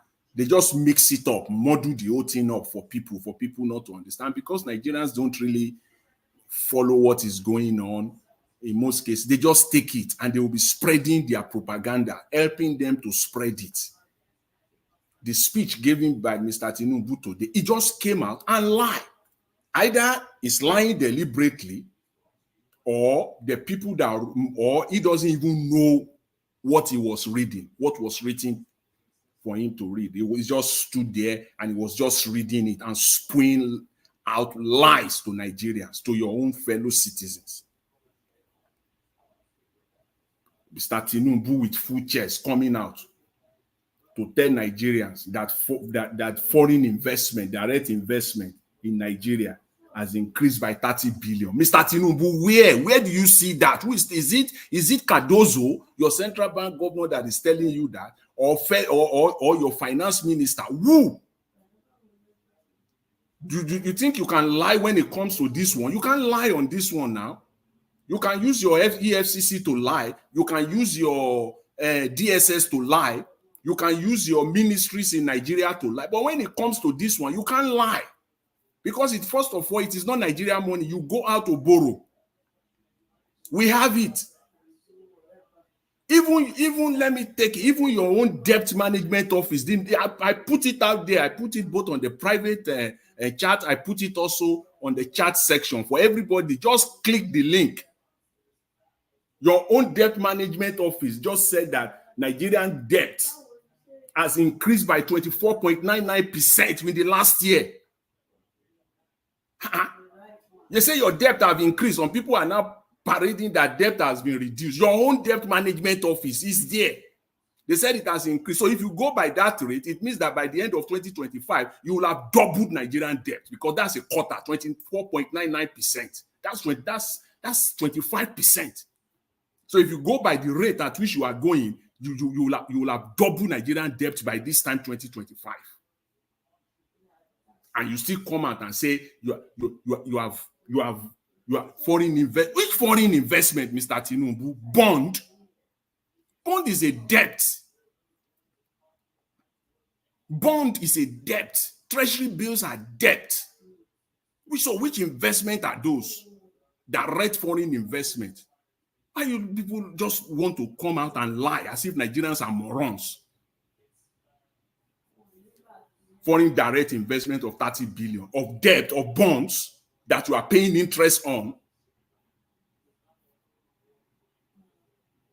And somebody still saying that Nigerian debt has reduced. How? Yesterday, World Bank just approved another 1.5 billion. Nigeria just took another $1.5 billion of debt. This yesterday. In June, 3 months or 4 months ago, they took 2.5 billion. All these things are there in the World Bank, so they can lie. World Bank cannot lie. So you go to World Bank when you're saying it. We have places where we check all these things.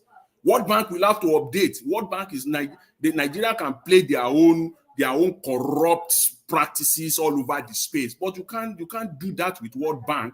Even though World Bank knows how to play this game with poor countries and countries like Nigeria, but they are not going to lie. They'll put it out there. It's there.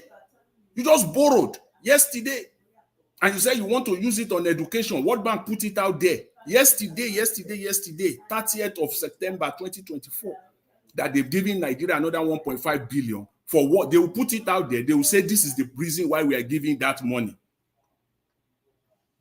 They said the money is for the education and health sectors. So I want to see where the 1.5 billion will be in Nigerian education and health sector. Let us fold our finger. Let's keep our fingers crossed. Let's see in the next 3-4 months what kind of transformation we'll have seen in the health sector, where the money will have gone. They just take this money, just spend this money amongst themselves, just literally steal this money, and there is nothing to show for it. The reason why I'm saying this is that even for Mr. Tinubu himself coming out to say the foreign direct investment, that's a slap on Nigerians on our faces. He has the audacity, the temerity to be coming out and telling Nigerians that foreign direct investment of 30 billion, it didn't even stop. 30. What have you taken Nigerians for? 30 billion of debt. You are calling it foreign direct investment. Which investment? How many foreign investors have come to Nigeria to establish industries in Nigeria? Rather, they are living in droves. You are taking money that you borrow as foreign investment, money that you will pay back with interest. Who is deceiving who here? Is that how economy works? Mr. Peter Obi have stated it clearly in that statement. He said the country is in stagnation. A glaring failure. It's a glaring failure. It's glaring, as I'm just saying it, because it's there for everybody to see. So we should not allow this to fly. Forget about this speech he gave today, talking about 30 billion direct. It's a lie. Nigeria did not get any 30 billion foreign direct investment. It's a lie. What are you taking us for? $30 billion. Do you know what 30 billion is? 30 billion will have entered Nigerian economy, and Nigeria will still be what Nigeria is. 30 billion. Where is the 30 billion, Mr. Tinubu, that you are talking about? Where? Mention two sectors specifically. Is it health? What is the state of our health system in Nigeria today? Is it education? Is it the money you are borrowing, you are using it as student loan? That we know. That one we know. That this you are using as student loan. Just lying all over the place. He even said that the Nigerian foreign reserve has increased to 37 billion. Let's talk about that. Which 37 billion? How? The entire 37 billion, you can't touch it. I dare you, go and say you want to withdraw $10 billion. Use 10 billions. Try to support Naira so that Naira can come to 1,200. Why can't you do that? If that money is truly Nigerians' money. All those money have been collateralized. You can't touch it. You have borrowed against all those money. You dare not touch it. Country use those money to defend their currency. If there is any time to defend Naira, it is now. That is the money that you can go in, tap into it, take $10 billion, enter the market, the foreign exchange market, and support Naira. I dare you, you cannot do that. If that money truly is there for Nigeria as a defense. What is foreign reserve? Simply means your defense. Put it in a layman term.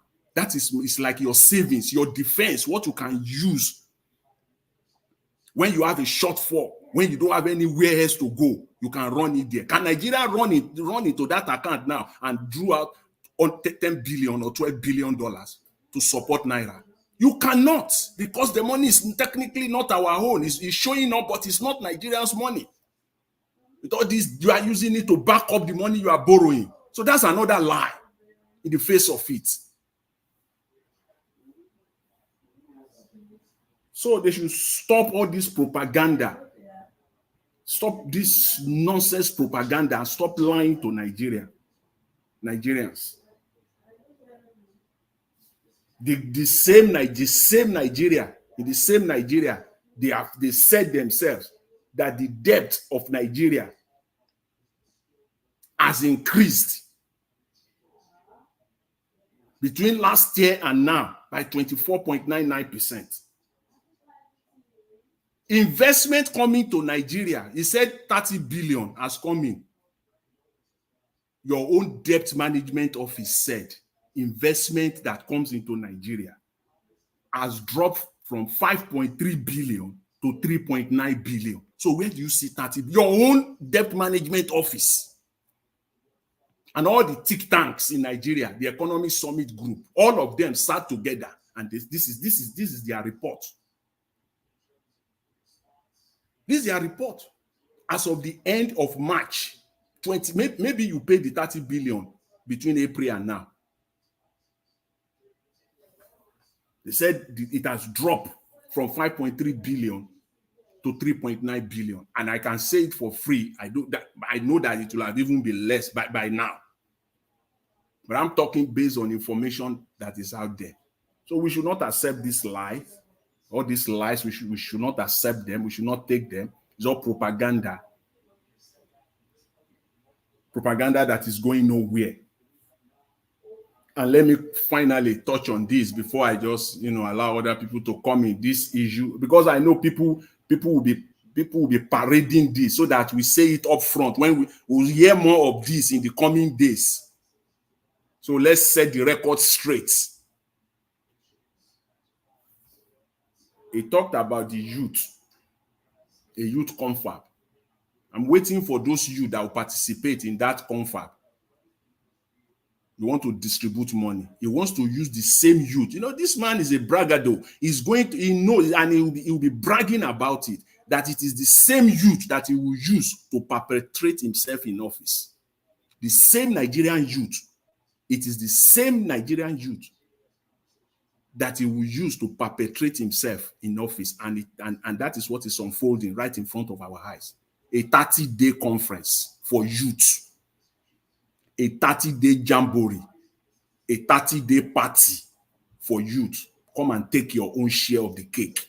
They've just borrowed 1.5 billion yesterday. They will at least allocate part of that money for the youth conference.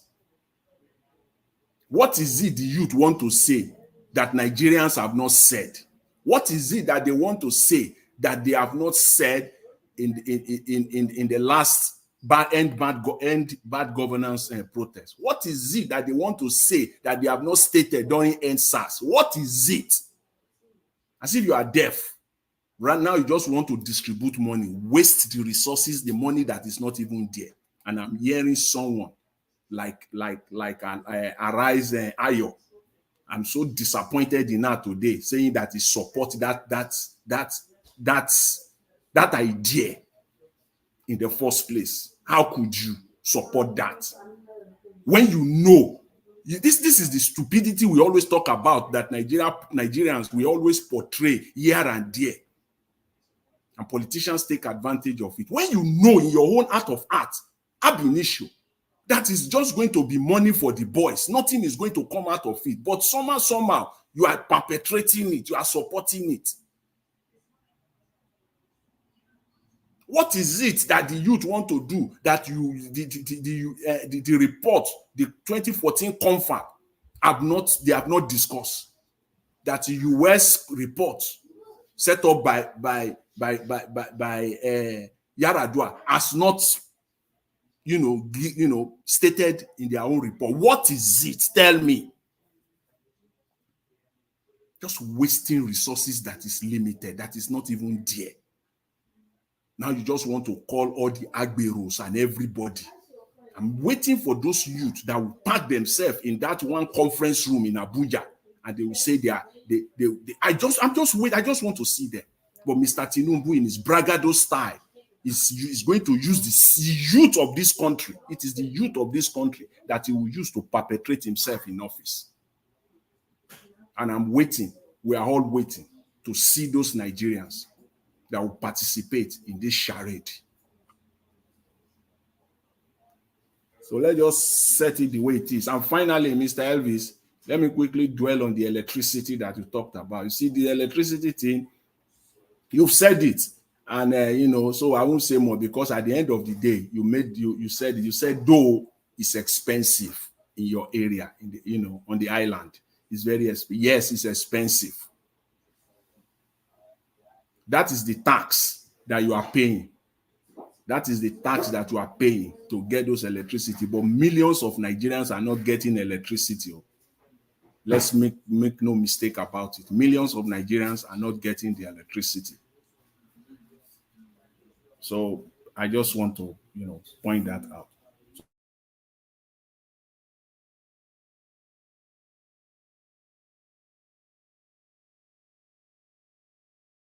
All right. Mr. Jonathan, thank you very much, sir, for that wonderful submission and for bringing the awareness that rumor, it could just end there.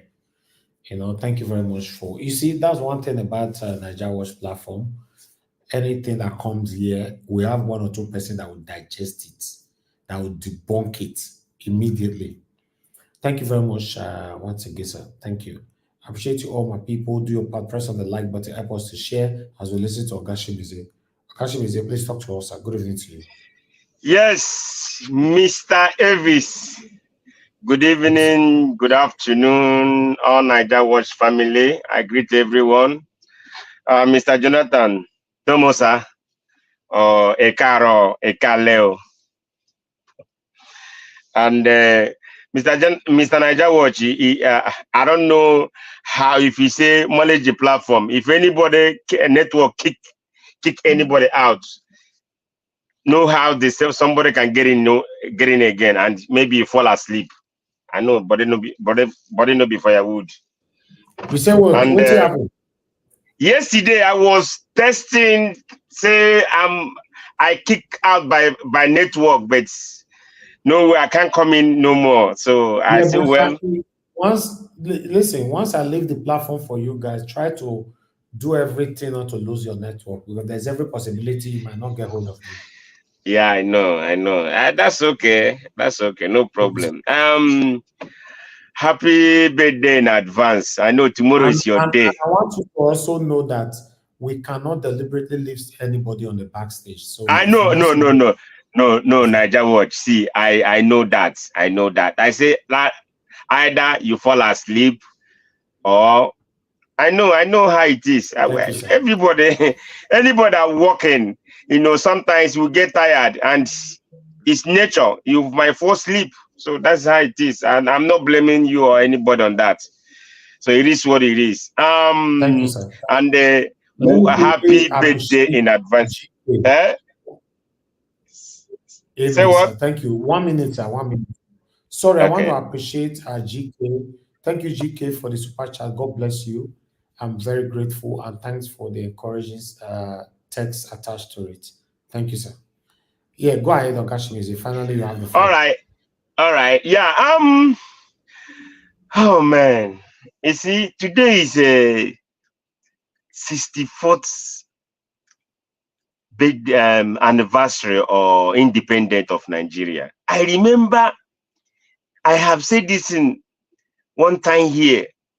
That time I was using Accra Legend, 2001 or 2002 then. So I put on my Nigerian flag. All my family were inside car. We drove down from Festac to Island, to Silver Bed, to celebrate Nigeria. I don't remember that year, but it's so crazy that time was so good. In fact, Nigeria was so good then. I don't know how. Not that it was perfect, but it is good. Nigeria was so good then.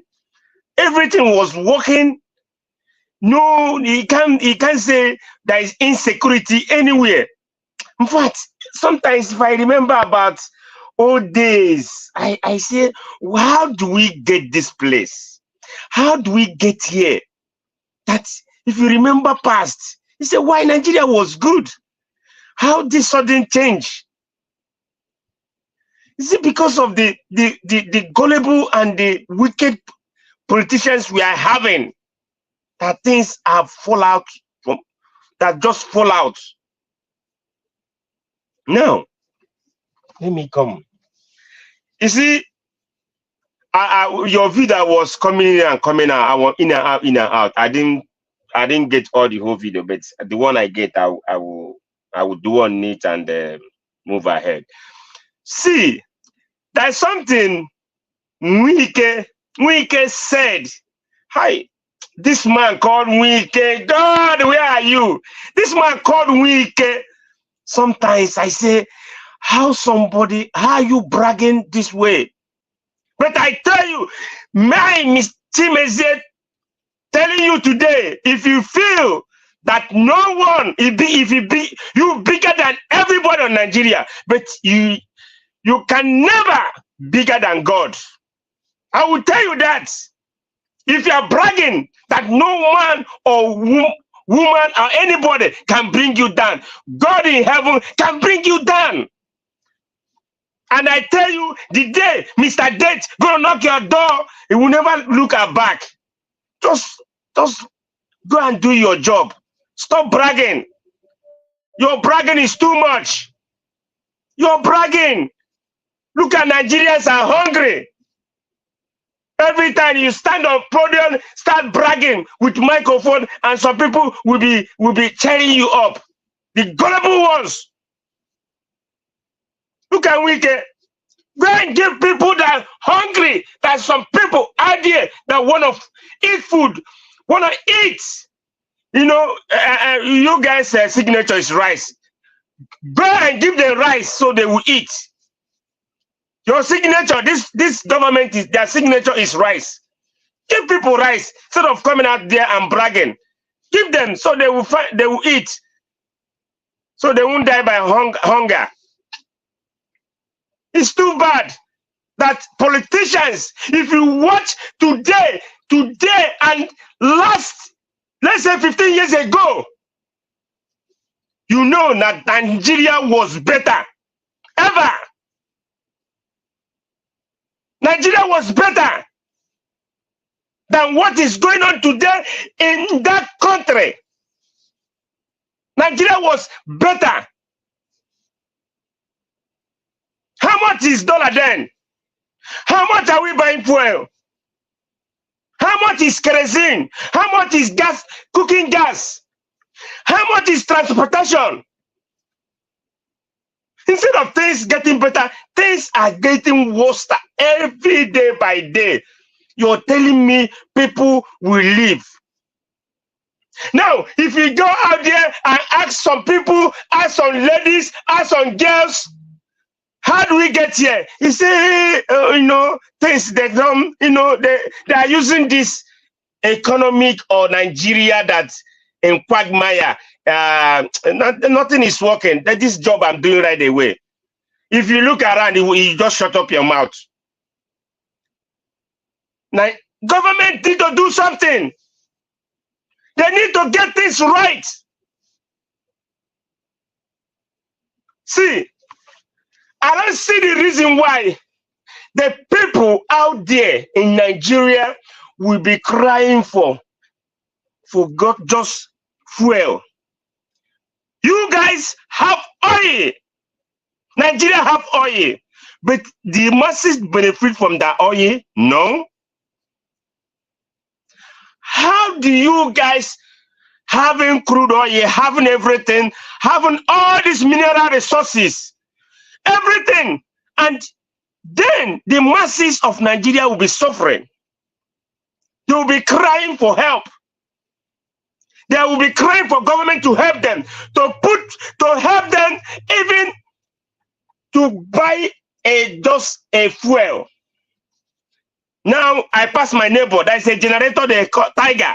I pass my neighbor.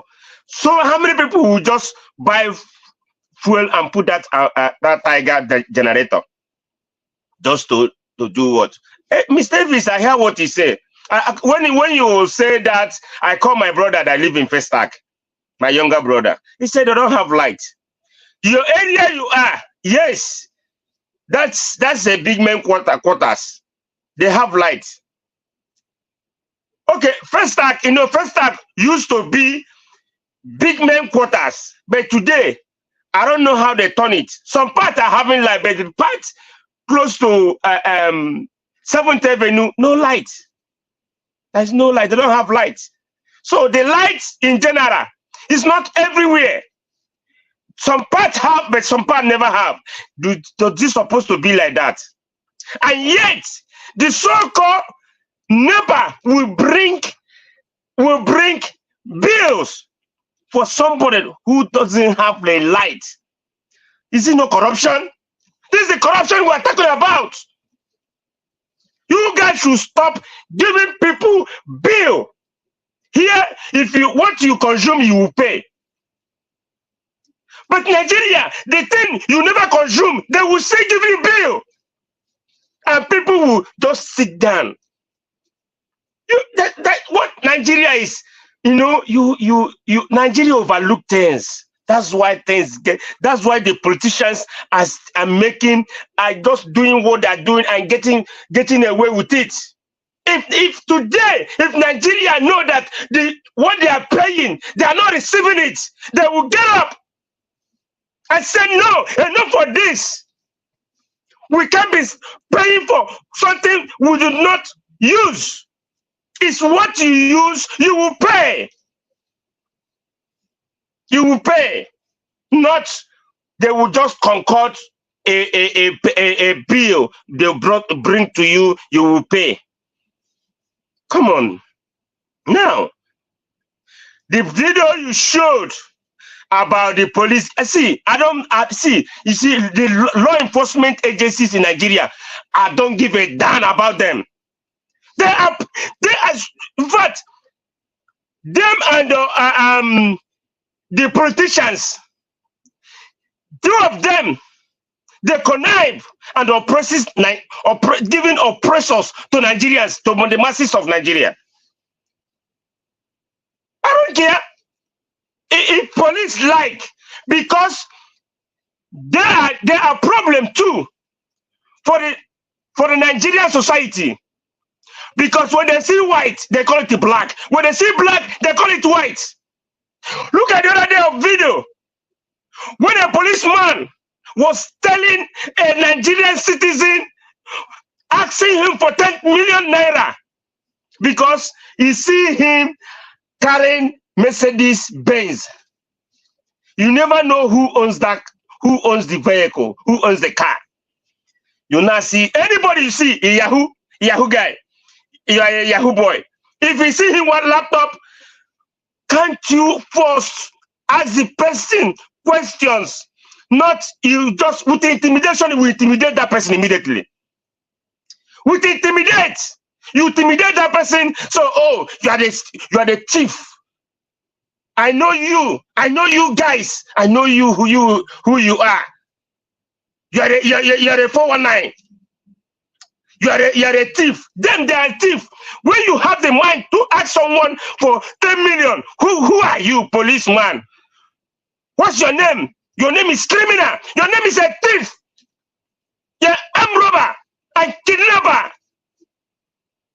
I don't pity for law enforcement agencies in Nigeria because they are the problem too. They need to change. Okay, let me tell you, we were talking about corruption yesterday.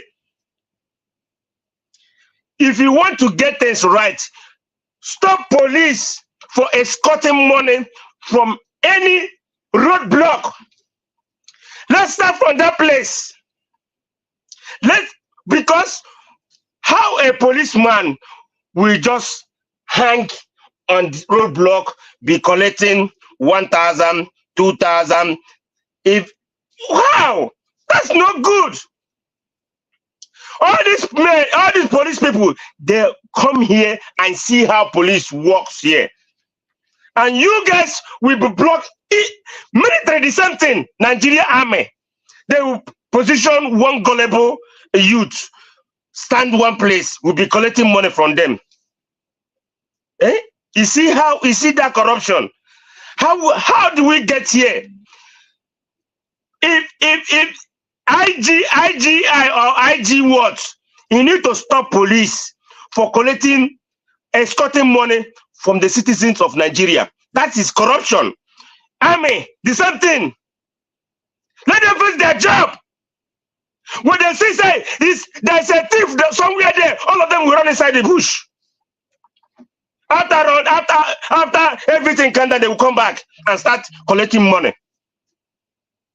from the people, intimidating people. Let me tell you, police people, check people's particulars. That is your job. If someone particulars is not complete, give that person a penalty to pay.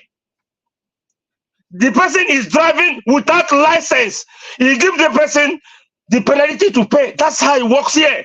You don't drive without your license here. Your license is most important. Your driver's license. That's how it works. Not escorting money for the poor masses. Ask people for their particulars. That's your work. Not for escorting money for the poor masses. And not for this. I don't know why Nigeria is not protesting about this. I don't know why. Do you know how many things? If you remember Apo killings, do you know what police said that then? In Nigeria watch, if you can remember what happened in Abuja, the Apo killings. If you remember that, what do they tell them? What do they say about those people? They are thieves. They collect all their money and kill them. You see? That's how those youth coppers could have been gone, but because of there is a phone now and social media. This social media is powerful. Thank God for it. If not, like so many people have gone today. If social media was then, so many people could have still alive today. But social media have made it easy for us today to see the evil that men do. The evil that men do, especially the satanic politicians and the gullible Nigerians. This corruption in Nigeria had to stop. If Nigeria want to move forward, it have to stop. And the Tinubu saying, youth. You see, let me tell you, the youth he's gonna bring. Those youth that say, don't come out to protest. They are the one who gonna go out there. Those youth that say, don't come out. If you come out, we'll deal with you. They are the youth of Dagaban. He has his own youth. Just bear it in your mind. He has his own youth. If you don't know, he has his own youth, so that everything that youth, they will counter the real youth that want to change. Those youth is the satanic with them. That is the youth that want Nigeria to change today. There's so many of them. So many of them want Nigeria to change, because if Nigeria change, it will be good for me and you. And if Nigeria change today, everything will start moving well. Everything will start moving okay. Business will be booming. Things will be going on. But nice soft stuff will be moving around. If you want to go Nigeria now, we'll get scared because of insecurity. Because they will kidnap you. Because they do one thing for you. Because they will poison you. Because so many things. Everybody in Nigeria need to change. Be you a government, be you civilian, be you Nigeria. You need to change. Not when you, before, you don't scare the way people scare right away. Because they don't know who is who. Because Nigeria have said the evil is good for them. Instead of saying the good is good for all of us. Thank you, Nigeria Watch. I will stop here right now. Wow, that energy. The energy we use, so you need to go drink water. The vibration. That's why it build. That's why they vibrate sometimes. Once you don't finish like this, you they lose strength for Nigeria matter. For Nigeria matter, get as a big. I appreciate you all, my people. Thank you very much, Ogachi Music, for your submission. I appreciate you. We don't have enough people on the panel today, so it looks like we're going to be finishing on time today as well. But meanwhile, I'd like to come to Mr. Jonathan. Mr. Jonathan, if you are there, please, let's have your final submission so that we can round up. Thank you, sir. All right. Okay, Mr. Elvis. Thank you. Thank you very much. I think Mr. Chimeze, who was talking, You know, let me. You said you said something yesterday. So funny, but it is true.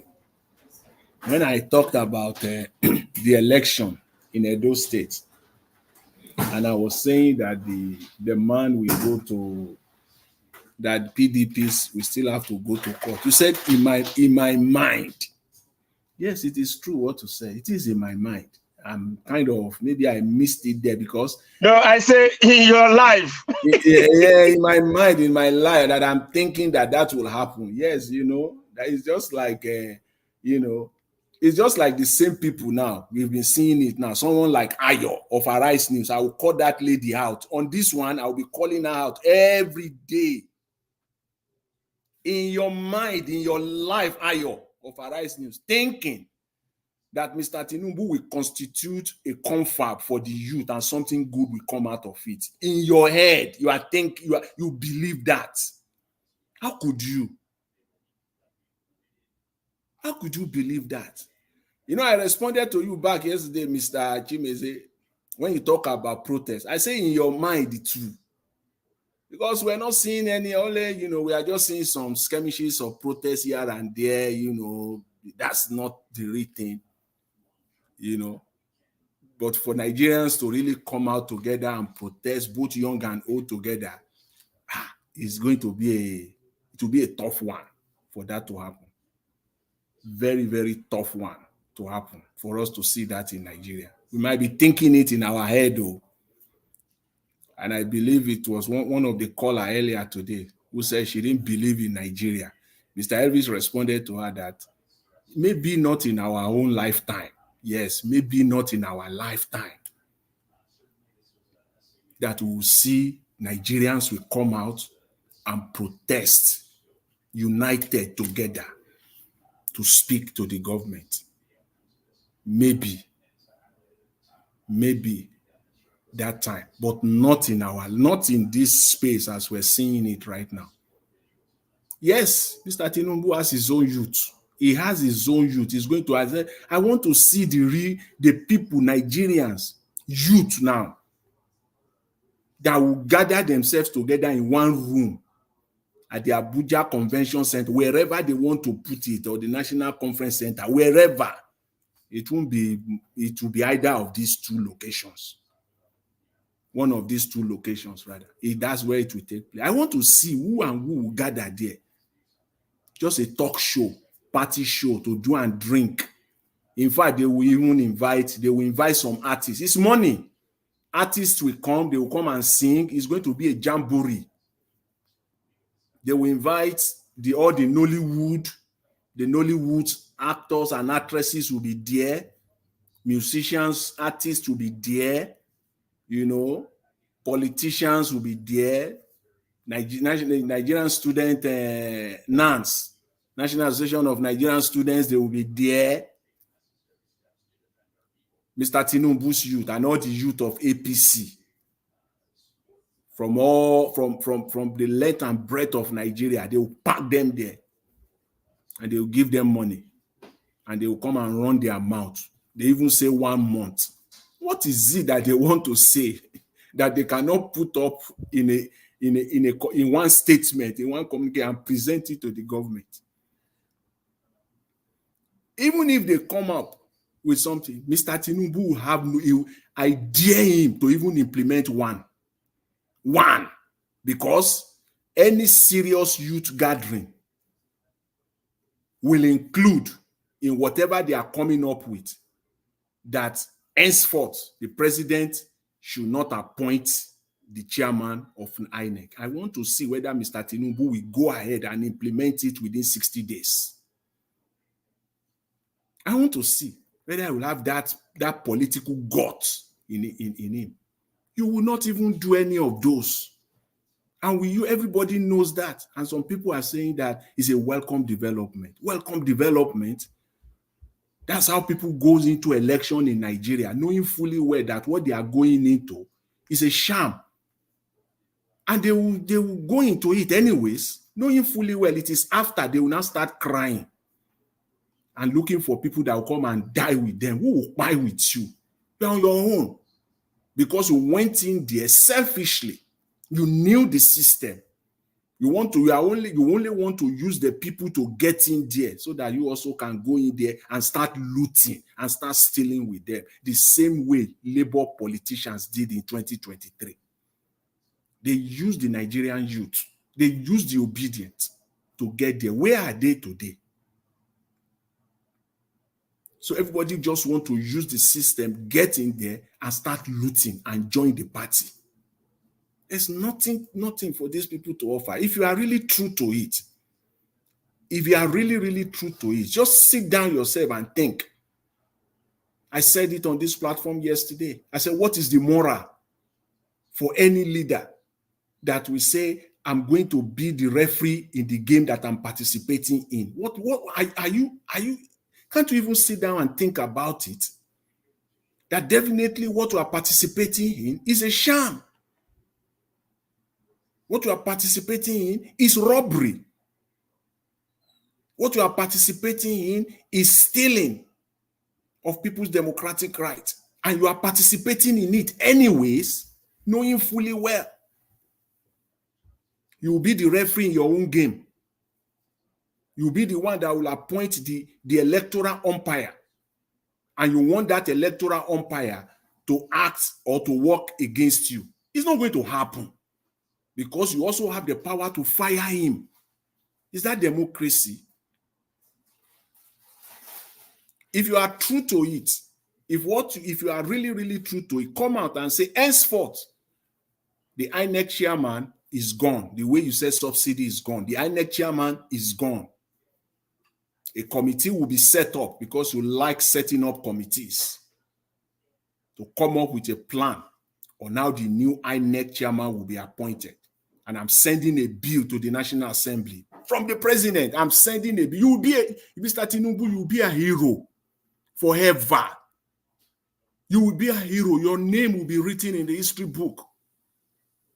History will be kind with you. If you come out today and say, INEC chairman is gone. The current way and manner at which INEC is constituted is gone. And a committee is being set up that will work out the modalities on how a new INEC chairman will be set up. I'm starting by sending a bill to the National Assembly. If you do that, if you have the gut, if you are a true Democrat, none of you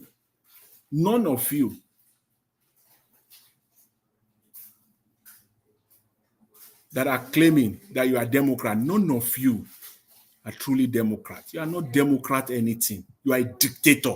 It is a dictator, a die-hard dictator that will appoint someone that will superintend over the election in which he will participate in.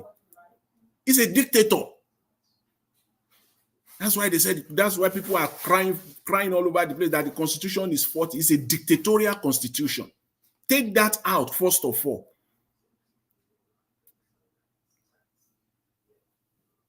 It's like, do you send your children to school and then they will write the exam and then they will be the one that will mark the exams themselves? They will bring it home, bring it to daddy and mommy to come and mark it for them. Is that how it is done? Does any one of you send your kids to school like that?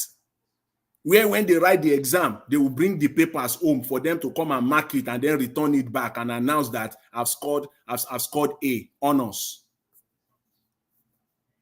Is that how it is done? That's what we are doing.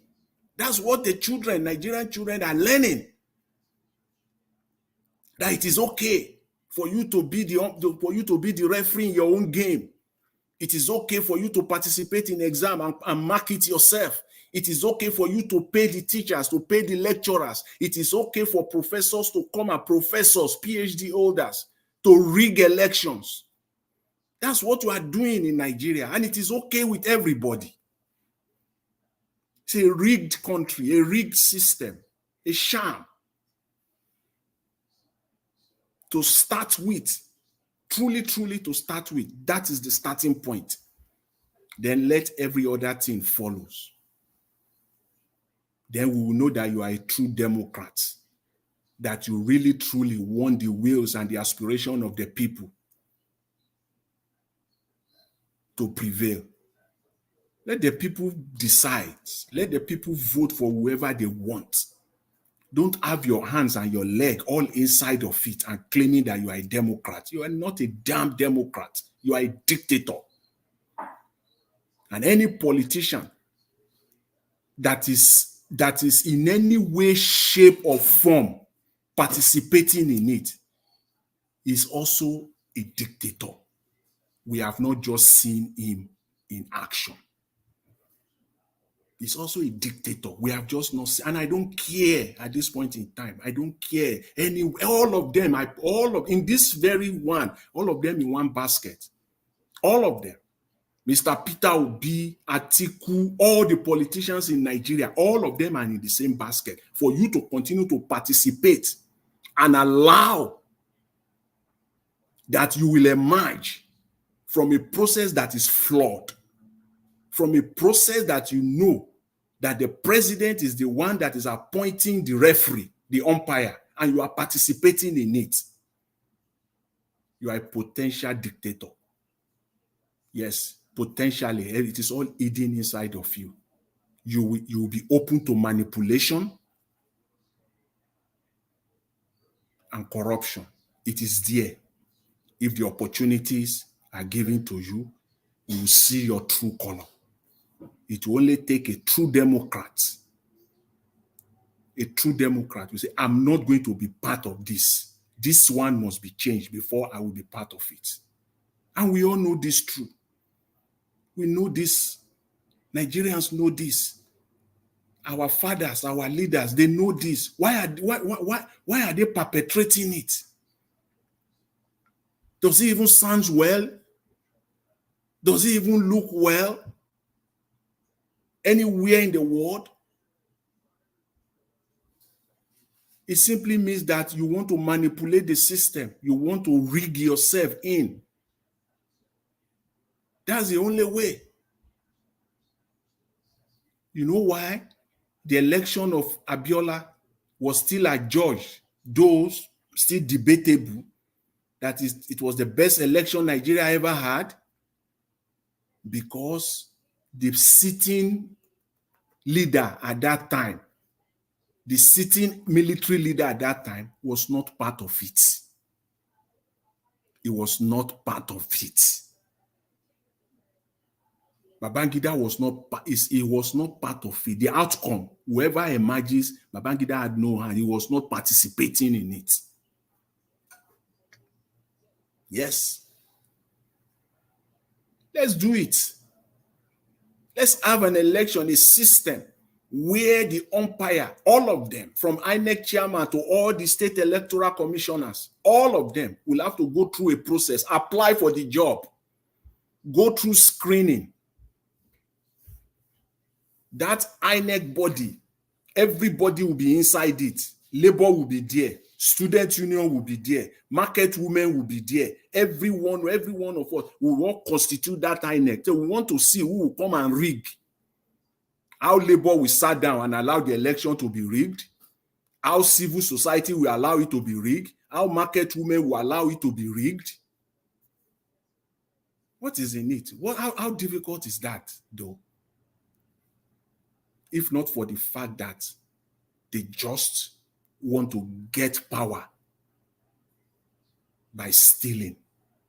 That is why they can get in there. They don't care about the people. Because you are not there through the people. It is not the people that elected you. You manipulated yourself in to get in there. And you are not beholden to the people. You are beholden only to those that got you in there. Those are your people. At the expense of over 200 million citizens of that country. So this confab that Mr. Tinubu brought out today, he called it youth confab. What a scheme. What a criminal scheme.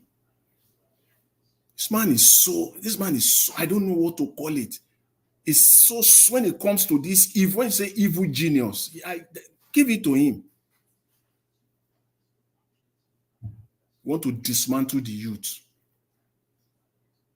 The youth will now start fighting themselves. There will now be opposition because at the end of the day, some youth will support it, some will not support it. So amongst the youth already, he want to enlarge, he want to widen the division amongst the youth. And that is his modus operandi from beginning, from day one. Go into the group, set up factions amongst them, disrupt them. Don't let them be united. Then I can operate effectively. That is his modus operandi, nothing else. Once he sees a united front, he will get in there, dismantle them, bring divisions amongst them, and that is it. The center will not hold anymore. Things will begin to fall apart. They will begin to speak in 2, 3, 4 tongues. That is his goal for the youth of this country. Because the youth of Nigeria are still the only part of Nigeria that largely are still speaking with one voice to a very large extent. They are still speaking with one voice. Even though we know that there are divisions, but it is not, that division is not strong enough. But it's still the only group that is left standing in Nigeria that still they have a common goal. And this is Mr. Tinubu's agenda now, to divide them further so that he can perpetrate himself in office. But I believe that Nigerian youths are up to it. They will not allow it to stand. They will not participate in this charade. They will not be part of it. So I'll leave it at there for now, Mr. Elvis. I want to thank you for the opportunity. Thank you. That are listening. Thank you very much. You know, sometimes I'm happy when I have enough time to listen to you, Mr. Jonathan. So when we don't have enough people on the panel like this, so your submission, you have enough time to deliver your submission. I like that. Thank you very much for your wonderful submission. Thank you, sir. Yes. Agashimize, we'll come back to you. Yes, I have a question for Mr. Jonathan. Please, yes. What he's saying about for previous his previous submission. So he says something about the foreign investors. Is it the foreign investors that coming into Nigeria or outside Nigeria? Please. That's what they do in Nigeria. They will not tell you. You know, there was a time on this platform, I even went for that. I went to the website of the United Kingdom government, the office of the Prime Minister, the office of the ex-chancellor, which is the equivalent of the finance minister. And I brought it out from that website, of the official website of the United Kingdom government. They put it out there. The top 10 foreign investors into the United Kingdom economy. No, UK did not stop at 10. I think it was about 30. You go to that, the Chancellor of the Esquire, that is the finance minister of United, is there. If you go to United States, if you go to the Treasury Department, you will see it there. They list it there. Where is Nigeria's own? Who are the people? Who are the top 10? Let's even forget about 30. UK standard, Nigeria cannot even get close. Who are the top 10 people, investors, individual, corporate, national or sovereign, that have invested into Nigeria? Who? You can't know them. Everything is shrouded in secrecy. The entire money that is coming in, you don't even know. Yeah, but what I believe, when someone saying in foreign investors, what I believe that people that come into the country and see, Mr. Chimeze, if you go to Nigeria now, you walk into your bank, and you buy the Nigeria bond, you send money from your foreign account to Nigeria. You are already a foreign investor. The Nigerian system will capture you as a foreign investor. So we don't know who these people are. So you can see the magic they are playing there. So it is stolen money. The more you look, that's what they are doing. So they will send the But money. before that, let me quickly pass this breaking news for Gashimize. Gashimize, Arsenal is beating PSG 2-0, 2-0.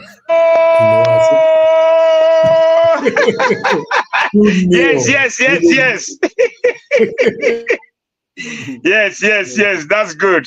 PSG don't finish this season now.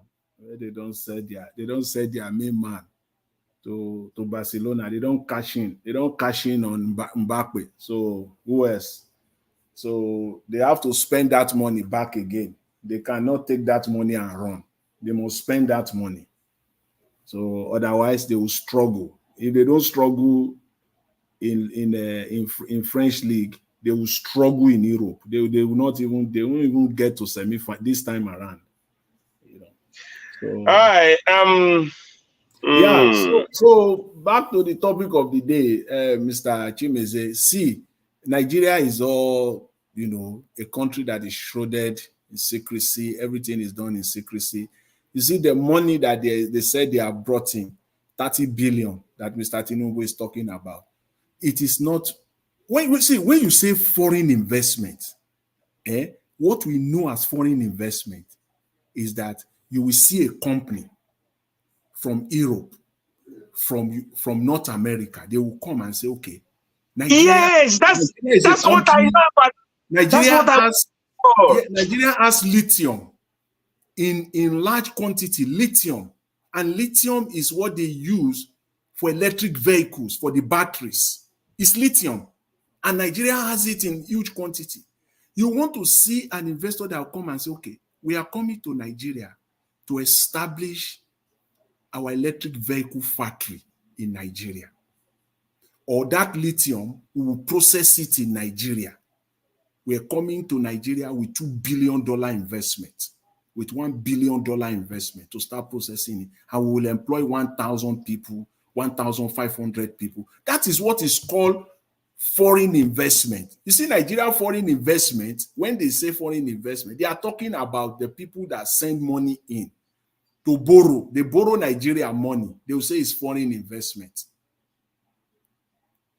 So it is the stolen money that they will bring. See the double jeopardy. Somebody stole $100 million. Nigerian money, he stole the money and he has done it shop and claim out. No question asked. He has stolen the money successfully. The money is now sitting down in one bank somewhere in Europe or in America. He will now take the 100, that's step one. You see, he has stolen Nigeria. First of all, defraud Nigeria. First of all, that's step one. Step two, he will take the 100 million, bring it to Nigeria, and said he wants to invest the 100 million in Nigeria. That same 100 million, they will reloot it again. They will still reloot it. And at the end of 1 year, Nigerian government will give him back that same 100 million back again. That is bond. They will give you back, and then they will give you the interest on top of it. Mr. Jonathan, another thing I want you to clear is, okay, the money we all send home, are they gonna count it in foreign investors? The money you are sending home in Nigeria, that is the voodoo economy we're talking about. They capture it as foreign investment that comes into the country. When you send your money, your money that you send to Nigeria, Nigerian government capture it as part of the foreign investors. Hey, this country. That's a voodoo. See, there is no. Over the last 1 year since Mr. Tinubu came in, we've been reading every day, every month, how companies are leaving Nigeria in droves. Big multinationals, they are leaving Nigeria in droves. How many of such companies have come to Nigeria to establish or to re-establish? How many of them? There is none. That is what is called investment. Investment is when you see companies will come and say, okay, we are coming to build factory in a factory or factories in Nigeria. We are coming to set up our services in Nigeria, and we will invest XYZ amount of money, and we will employ 500 Nigerians. We will employ 1,000 Nigerians. We will employ 200. That is investment. Yes, that's it. That's what I know. That is what is called investment. Yes. But these people, they are so now propaganda. In fact, it's propaganda. Okay, when they say investment, ask Mr. Cardozo or the finance minister. Ask them, this foreign investment, how many people have been employed directly in Nigeria? Do they have the statistics for it? That because of this investment, 1,000, I'm not even 1,000 Nigerians have been employed. New employment, new jobs created because of this investment. Do they thank you, Mr. Jonathan. You got it. Can they come out and be telling us those numbers? Because as I know it here in North America, it is the first Thursday of every month. Today is the 1st of October. This Thursday, they will release the job numbers of September. And you don't need to brag or say, before you wake up Thursday morning in United States, the numbers for September will be out. The job numbers will be out. Same thing across Europe. They will release the job numbers. Where are the job numbers in Nigeria? They don't have it. How many people are employed? How many people lost their jobs last month? How do you there's nothing to track. How do you want to track it? Use their data. Do Nigeria use their database? Which database? They can't gather it. That's why anything that comes from Nigeria, you have to look at it closely and be very careful. Don't just digest it. Okay, even if you don't have anything, you start first of all with those ones that are established in Nigeria. Businesses that are already established, that we all know. Which one? When we are young, they will say that there are companies in Nigeria that we met them in Nigeria when we are born. Most of us, many people, you will buy your graduate. They will also those companies will still be there. We can close our eyes and mention 2 or 3 of such companies. You and I. Coca-Cola is one of them. Coca-Cola has been in Nigeria. They are there. Can you go to Coca-Cola every month? Coca-Cola. Do you employ last month? How many people? Did you fired? Did you sack? How many people? Cadbury, where they make Bonvita, you don't do Nigeria forever. You can still. They have water. They have water too in Nigeria. Yeah, you can still go there to tomorrow and say, how many people did you employ last month? Did you fire? At least let's start with that one. Let's start with those ones that we know, those established ones. That's one is there. We know banks in Nigeria that we met them. We're born in Nigeria. We met them. Most likely, we will leave. Those banks will still be there. One of them, First Bank. First Bank. There are corporations in Nigeria that you can even use as your benchmark to gather this information. How do you want to, and they just have Ministry of Labor. Those ones are just there, just collecting money every month, which they don't have nothing to show. How many people are employed in September? How many people, newly employed people? How many graduates leaving Nigerian universities were employed? Do you even have their records? Those ones that were employed, how many of them? There is nothing. And they say they want to create, Mr. Tinubu touted today that he will create 2 million jobs in the next 1 year, 2 million jobs. I don't know where the 2 million is going to come from. I have no clue. Maybe they are the people that he want to employ. Those are the youths he wants to start distributing money to them. Because I don't know which companies in Nigeria, which investment that will employ 2 million people in Nigeria. Me, I don't know. I don't know where it will come from. They will have to come and tell us, those new companies or the existing ones, that their business is booming so much that they want to employ more people. Please come and tell us. We want to know. It will be a good, people are talking about good news. That will be a good news. If you can come out and tell us. Nobody is employing. How do you capture those numbers?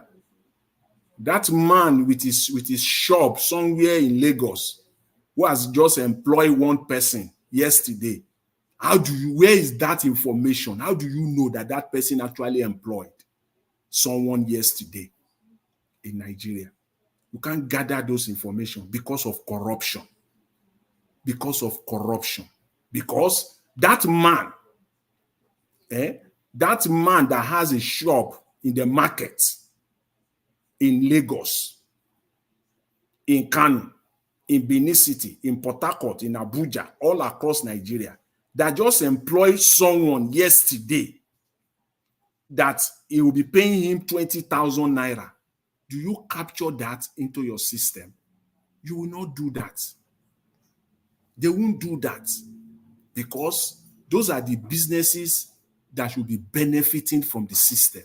The fact that he employs somebody, government should support him. You employ one person, there should be a benefit for you. So there's a system where you must go to and record it. I employ XYZ, I employ this person, I employ one person. There must be, what is the Ministry of Labor doing? They can't do anything good in that country without corruption. These are just simple things. Set up a portal where businesses can go to. So that because it's a good thing, you can start taxing that man that guy employed yesterday. He's paying him 20,000. Even if you'll be taxing the guy for 500 naira, he will be paying his own tax out of that money, 500 naira. But that man with his shop is an employer of labor and he should be respected. The Nigerian government this money Tinubu is distributing. These are the people that should be getting the money to encourage his business. That woman that is there that just employed one person and said he will be paying the person 10,000 naira, put it in the system. Let us know. Then you can come out and boast. Oh, last month we created 200,000 jobs. These are the numbers we put together. But you will not do that. Because why? You don't want those people. You don't want to pay them. You don't want to encourage them. Those are the people you will encourage. Those are the people, the small businesses that should be getting this 1 million naira. Those are the small businesses that should be getting this 500,000 naira. Look at all those mushroom hotels, those small hotels in Nigeria, all across Nigeria, that employ people and pay them 15,000 naira per month. Some of them pay 20,000 naira per month. And they pay a lot of taxes. But who knows these people, that these people are employed by these hotels? Does the government have it captured? Rather, it is the tax people that will just come. They will be playing games with taxes. They will just come send you tax bill. You see the way they used to send electricity bill. They will just send bill to people. No meter, they just send bill. The same way the tax people in Nigeria will just say businesses should pay tax. I hope people are listening here. Some people can come and corroborate what we're saying here. But Mr. Jonathan, I will blame Nigerian citizens on that one. On that, and not speaking out when they bring that kind of bill. No meter, nothing. It just bring bill for you and you pay. Then you are among corruption. You follow with the corruption. Yes, now it is that, because it's fear. It's fear. When the tax people will come, they will just send bill. They will say they'll just see businesses. They will just go there, and then they will just say they will just slam the person bill. How do you know that this person? How do you know? And then the person, they will say your tax bill is 500,000 naira. You have to go and pay. And then the person will now go begging. The next day, the person will go to the ministry or to the secretariat and start begging. And then they will say, okay, you know what? You have to pay 75,000 naira. You pay this, we'll see what we can do. And he will pay. So you can see that we are part of the problem. So those people working at all these tax offices, that's how they are surviving. Can you see the number of people they will collect 50,000, 75,000, 100,000? Some people, their tax bill is 10 million. And they will go and negotiate and settle them with 500,000, 250,000. That's all of them. That's what they do in Nigeria. That's why we don't have data. Every numbers that we're seeing, they are crooked numbers. That's why it's very difficult for someone to just wake up and believe what is coming from them. And just believe it. Can Nigerian government come out today and say, this is the number of Nigerians that are actually employed? No, they can't. How do you want to support true genuine businesses? Genuine businesses. Tell businesses that if you employ one person, this is what you will get from government. If you employ 2, if you employ 10, if you employ 20, this is what you will get from the government. That's how government encourage businesses. And all those big, even the bigger ones that are employing people, they employ a lot of people in Nigeria. What are they getting from government? The last time Mr. Tinubu talked about distributing 1 billion naira to 75 companies. In Nigeria today, we don't know those 75 companies that collected 1 billion each. That's 75 billion naira. We don't know them. We don't know those 1 million companies that collected the 1 million naira. Which companies? I'm so particular about these 75 companies or businesses that collected this 1 billion each. Till today, and nobody is asking. The media is not asking. Just bring 2 or 3 of these companies out. Let us see now. It is our money. It is the taxpayers' money. You collected, the government gave you 1 billion naira to support your business. How far has that 1 billion gone in your business? As a result of that 1 billion, have you been able to employ 1 or 2 or 3 more people? Who are these people? You can see the charade, you can see the level, the magnitude of corruption that is going on in that country. And these are borrowed money. These are all borrowed money. There's not like the productive. No, they are all borrowed money from the World Bank that they are distributing. A genuine government, a true government, an open and transparent government will have put out the names. Don't you see in United States during the COVID, when the US government was paying businesses to support businesses, they put everything was online. That to the point where, because of that, people saw LA Lakers, LA collecting that money. People shout, LA quickly returned the money. What is LA doing? Are you this is too much now? LA quickly say they issue a statement. It was an error from the accounting department, whatever. They returned the money back to the government. Harvard University, the list people saw, Harvard with all the Harvard returned the money. What is Harvard doing? Yeah, we don't want to say Harvard. Harvard is supposed to be supporting Harvard. They returned the money.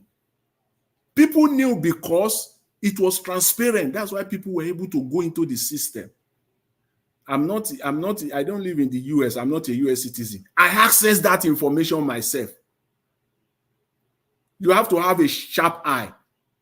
The PDF, almost about 2,000 pages of PDF of names of companies, individuals, corporations that collected this money. $10,000, $20,000, 1.5 million. They listed everything. Almost 2,000 pages of PDF. They listed it, everything. Because it's taxpayers' money. Massive amount of money. That was how people were able to see companies, big corporations that collected that money. But in Nigeria, how many? Just only 75 companies that collected 1 billion. So just 75 that the minister can just sit down and mention them under 15 minutes. We can't see. We don't know them. Which are these companies in Evon? Where are they? Are they not Nigerian companies? That's what we're talking about. They said they gave 50,000 naira to millions of Nigerians. Who are these people that collected 50,000 naira each? Small businesses. That one are just money for the boys. One person will collect money for 500 people, and they'll put fake names there, names that you cannot verify. And one minister of interior will say is doing a good work on the national identification system. The country is all messed up. Country where you don't know who is who, where anybody can claim whatever they want to claim. So it's just so sad in Nigeria that the only way is that it must be from the top. The transparency must come from the top. A real leader that just want to do the right thing. Just want to do the right thing. Let me do my thing. If it is 4 years, if it is 8 years, let me do my thing. Let me go. And then let another person. If one leader can just get it right, set that standard, it will be difficult for that standard to be broken, because your job will be cut out for you. It is either you meet that standard or you surpass that standard. You cannot go below that standard anymore. You can't go below it anymore. You have a president that insists that if you collect 1 naira, Nigerians will know you. Nigerians will know your name. Nigerians will know your address. Nigerians will know what you do. If you collect 1 naira of Nigerian money, which president will come again and say he wants to stop that? If you don't want to collect government money, then if you know that you don't want your businesses, your names on everything to be for public discussion, don't come for government money. This is not government money, not people's money. If you want to collect it, then you must be ready. We will know your name. We will know where your business or businesses are located.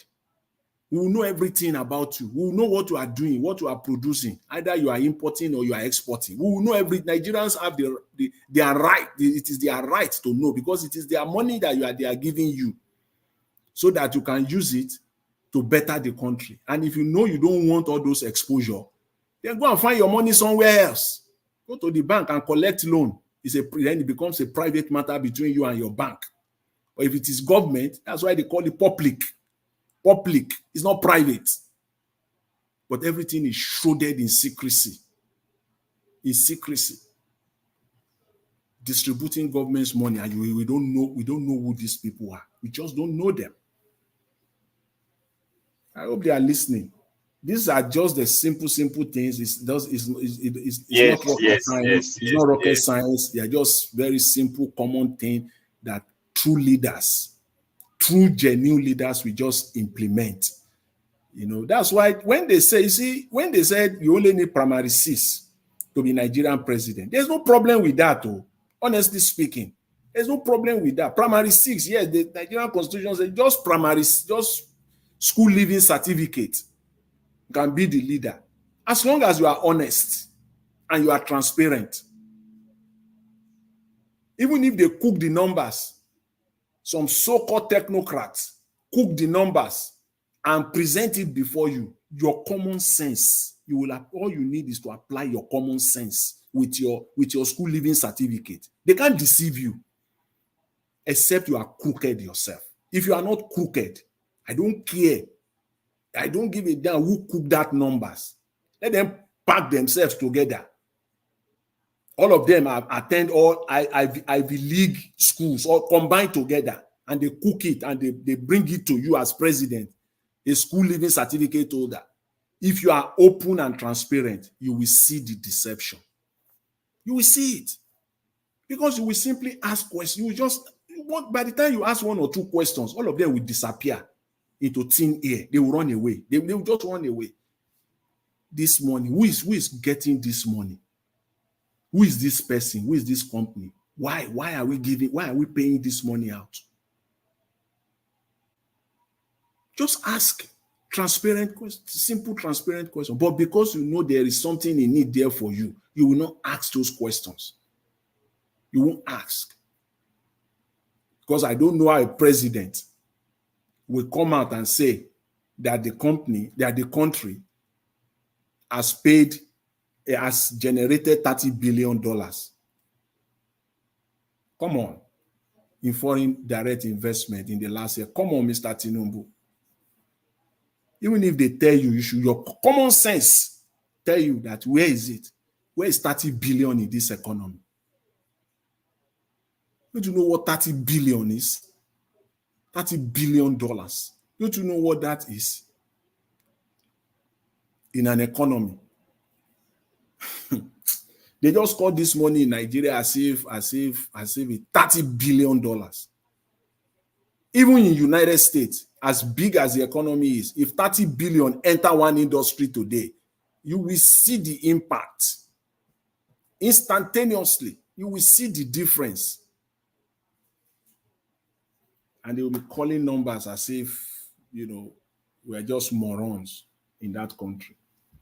So it's so unfortunate, Mr. Elvis. Yeah, I'll leave it at there. Okay, let me give my small submission now. Mr. Jonathan, I asked you a question. It's just take all the but that's good though. I like it. I learned something from you right now. You see, it's good to ask a questions and you understand what you don't know. Like all this money we have been paying, You see, diasporas make Nigeria economy more stronger. If do you know how much money we in diaspora send every year? Only that money can withstand Nigeria. If not, all these things we are talking about, maybe Nigeria will be forgotten long time ago, because the way they are embezzling the public money is too much. The state government, the central government, the federal government, all of them, both the councillor, all of them, because all this money they share. When they bring the money, they share it. Everybody will take their own portion. Like cake, sharing cake. That's how it goes. So that when anything comes out, all of them will shut their mouth up. You see, that's the corruption there. So the corruption in Nigeria is, I don't know how it's going to get better. And that corruption have entered everybody in Nigeria. That's the problem. How Nigeria will get it right from corruption is, I don't know whether it's difficult. Believe it's difficult to stop corruption in Nigeria, unless if the government that will come in is not corrupt. Is it judiciary? Who? Is it INEC? Is it the police? Is it the military? Everybody is corrupt. Even the masses that are walking on the road corrupt. They will see somebody now, maybe so hit and run. The next thing you will see somebody might go and search the person that lifeless down there. He just search whether he can get wallet or even the phone. And say, oh, this is my opportunity. Let me search the person and get the money. That's not good. Do you know how many times I have seen things? Here I am, and I return it the way some of them is returned. Let me say, what I see already is in Nigeria. Not everybody though, but it's few. It's few. When accident happen, instead of you to call emergency or do something to revive that person, rather you take yourself, everything you gonna be on social media. You want to get what will I say? You want people to know, oh, I'm the one who put this thing. But why not do something before doing that stupid stuff? All those things got to stop in Nigeria. If you say, hey, this Nigeria, I want to get it right, this is how you're going to get it right. If you see something now that somebody's helpless on the road, you come down and say, okay, let me help. I know that Nigeria there's so many ways. There's evil ways. Maybe they're pretending they want to rob you. I know. Those things, I know that people will get scared because of the bad, evil thing already eating the country. People want to, looking so many ways to do what? To rob you or to steal from you.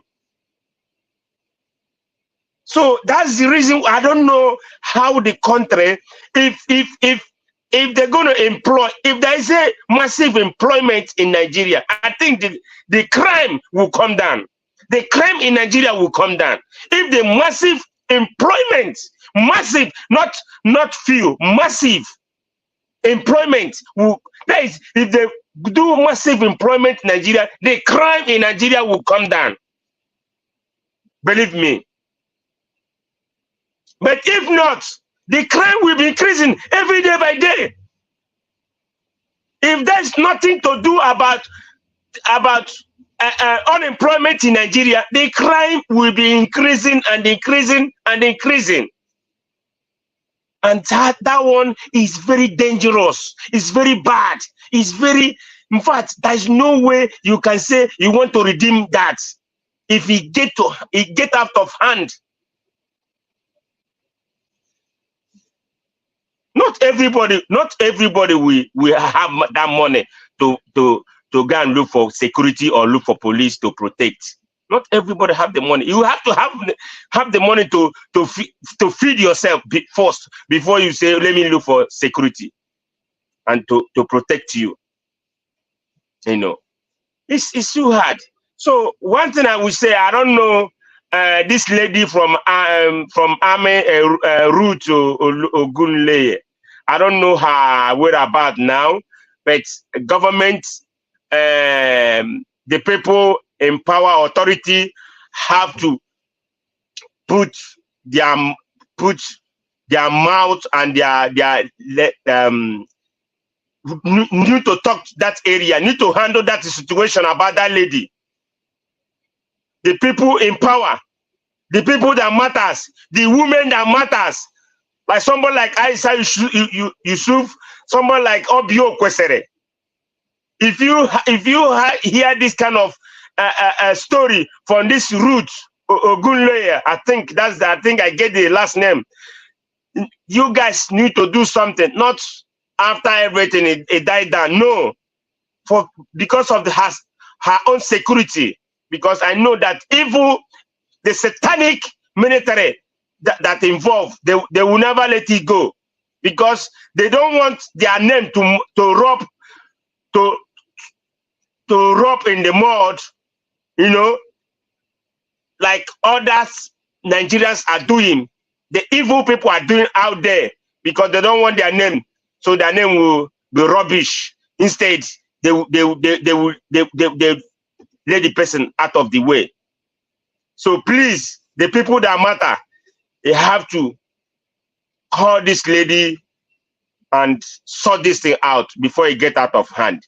And the Imo State people, the ID camp, they are bringing them from north to Himembano, Imo State. I had this guy, Anonso Akankwa. They have to do the Imo State.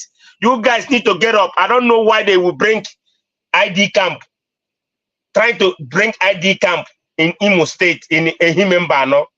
I'm not from that area, but I had that from this guy. So you guys need to do something. I don't know reason why. Then another one I would say is the protest, the ongoing protest, Nigeria. You need to go out and protest. Protest for your life, for your unborn children, for your children, for you to put food on your table. Protest so that government will start getting things right, not when you die or when if somebody died, there is no more, there is nothing no more. When you when you are living and you're still alive, that's how you're gonna go out there and fight for your rights. Fight for your rights. Go there and speak to the government. Let them hear your voice and say enough for this, enough to stop the intimidation, whatever that is going on in Nigeria. You guys need to wake up. You guys need to rise so that the things will get better. So that all this intimidation and the INEC, the judiciary need to be reformed. They need to get things right.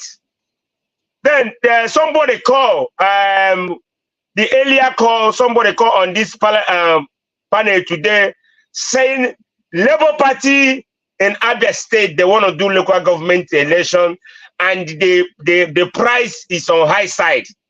I don't know, Mr. Elvis, if you can get whoever and whosoever it involved and across Abia State in Labour Party.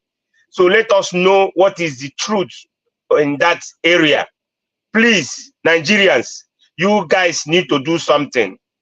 We want Nigeria that work. So that if Nigeria is working, business will be booming. We are here. If we have something to send to Nigeria, it will benefit you guys.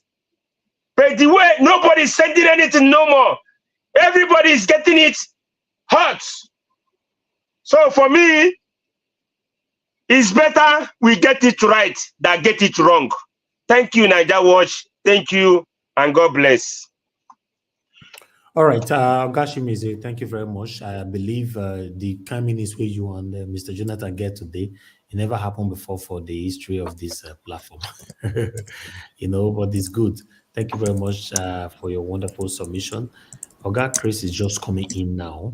Oga Chris, I'll just allow you to talk. Good evening to you, sir. Talk and so that we can end the show. You're coming in. Good evening to you, sir. Talk to us. Good evening, Mr. George. Good evening. It's good to be here on the show. Thank you for letting me in.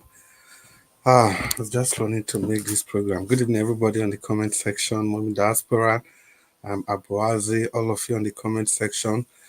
Good evening to you all.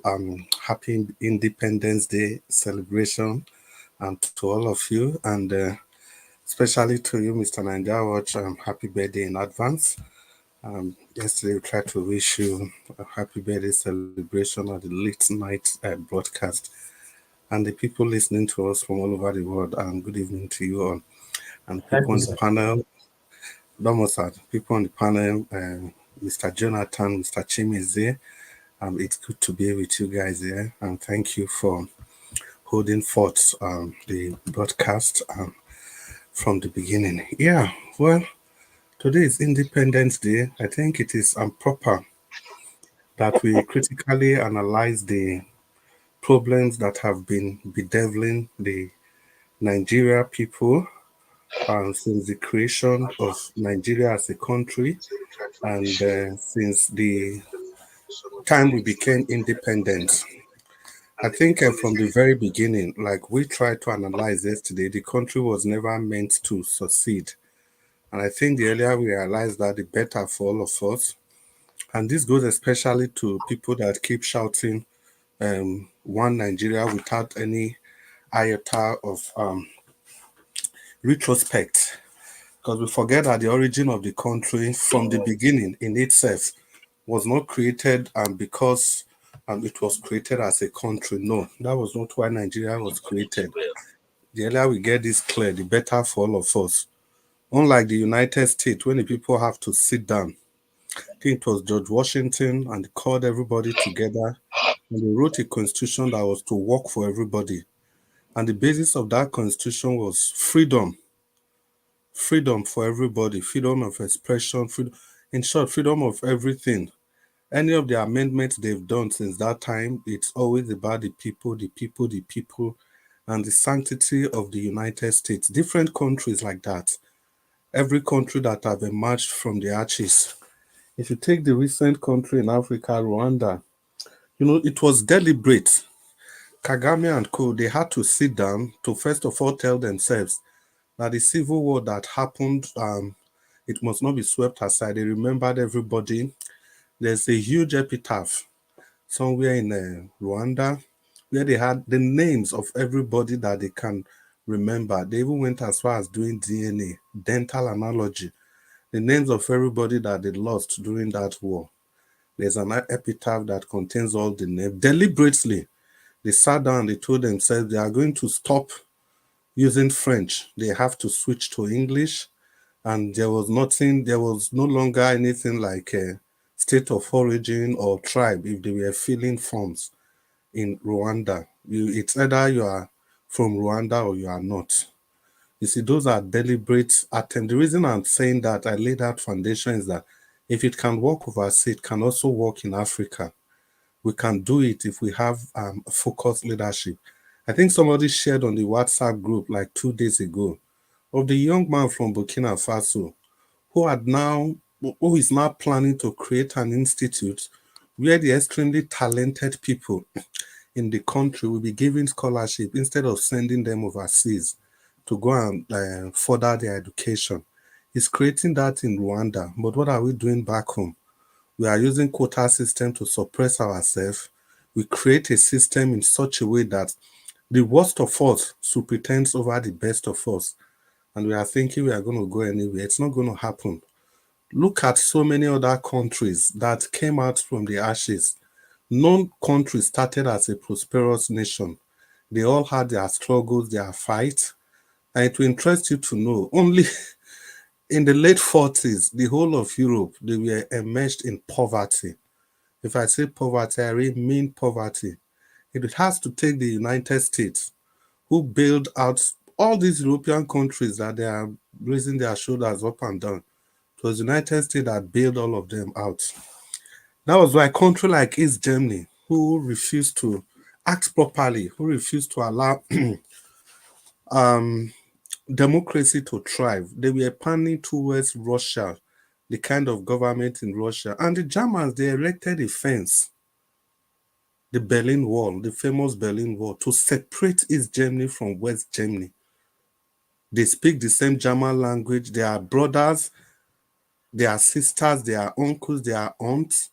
But when that part of their country was misbehaving, was not following the national ethos, they have to erect a fence to separate them.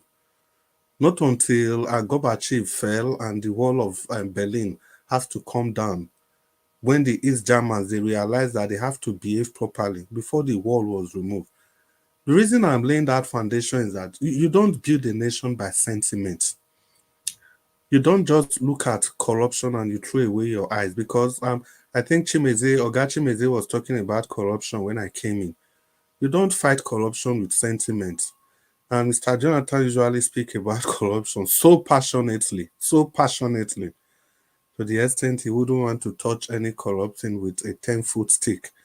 I think that's also part of the basis why he never supported the Labour Party, because of course, information about how the primaries went and stuff like that. So we must understand that with corruption, we are not going to go anywhere. With fighting corruption with sentiment is never ever going to lead us anywhere.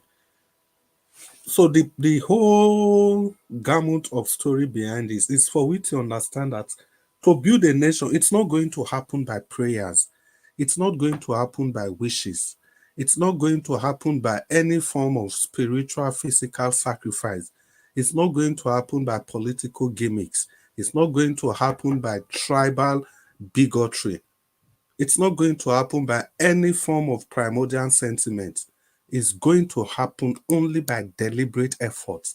And that deliberate effort will come only from dedicated leadership. The kind of leaders that will put the nation ahead of their own personal consideration, They put the nation ahead of their own religious consideration. They put the nation ahead of their own tribal, ethnic consideration. Not until we get such leaders, we are not going anywhere. Still talking about building a nation deliberately. Time there was the country of Denmark, Sweden, and Norway. They were all together in one country. And if we don't know, you see this electronic device that we call Bluetooth. It was actually the first king of that nation, Denmark, Norway, and Sweden. There was a king that tried to, after the three nations, after they went their separate ways, there was now a king that tried to unite the three of them, and his name was Blotan. Blotan in Danish actually means Bluetooth. So when that device, that Bluetooth device, when it was invented, it was named after that king, the king that tried to unite those nations. You see, each nation, they went their different ways because they were deliberate about what they want. Why the people in Denmark, they want monarchical system to continue. They want social justice for everybody. The same with Norway and Sweden. But Sweden never wanted monarchical system to continue. So they had to go their own way. Norway was the last that got their independence. They wanted a bit of monarchy. They want a bit of a society where the government takes complete charge of everything that goes on. But this is actually against what the Danish people want. And they still have to go their own way. Till today, these three countries, they are different from each other. And if you speak I've said this several times, you could pick up your phone in Denmark and ring somebody in Norway. You are speaking Danish, the person on the other side is speaking Norwegian, and both of you understand yourself. I've also said the difference between Norwegian, Sweden, and Danish is not as much as the difference between Benin, Ishan, and Auchi. But yet, these three countries, they are distinct countries, they are distinct entity because they have their national ethos that all of them must align with. In Nigeria, do we have that kind? No. Are we saying that we should just go our separate way?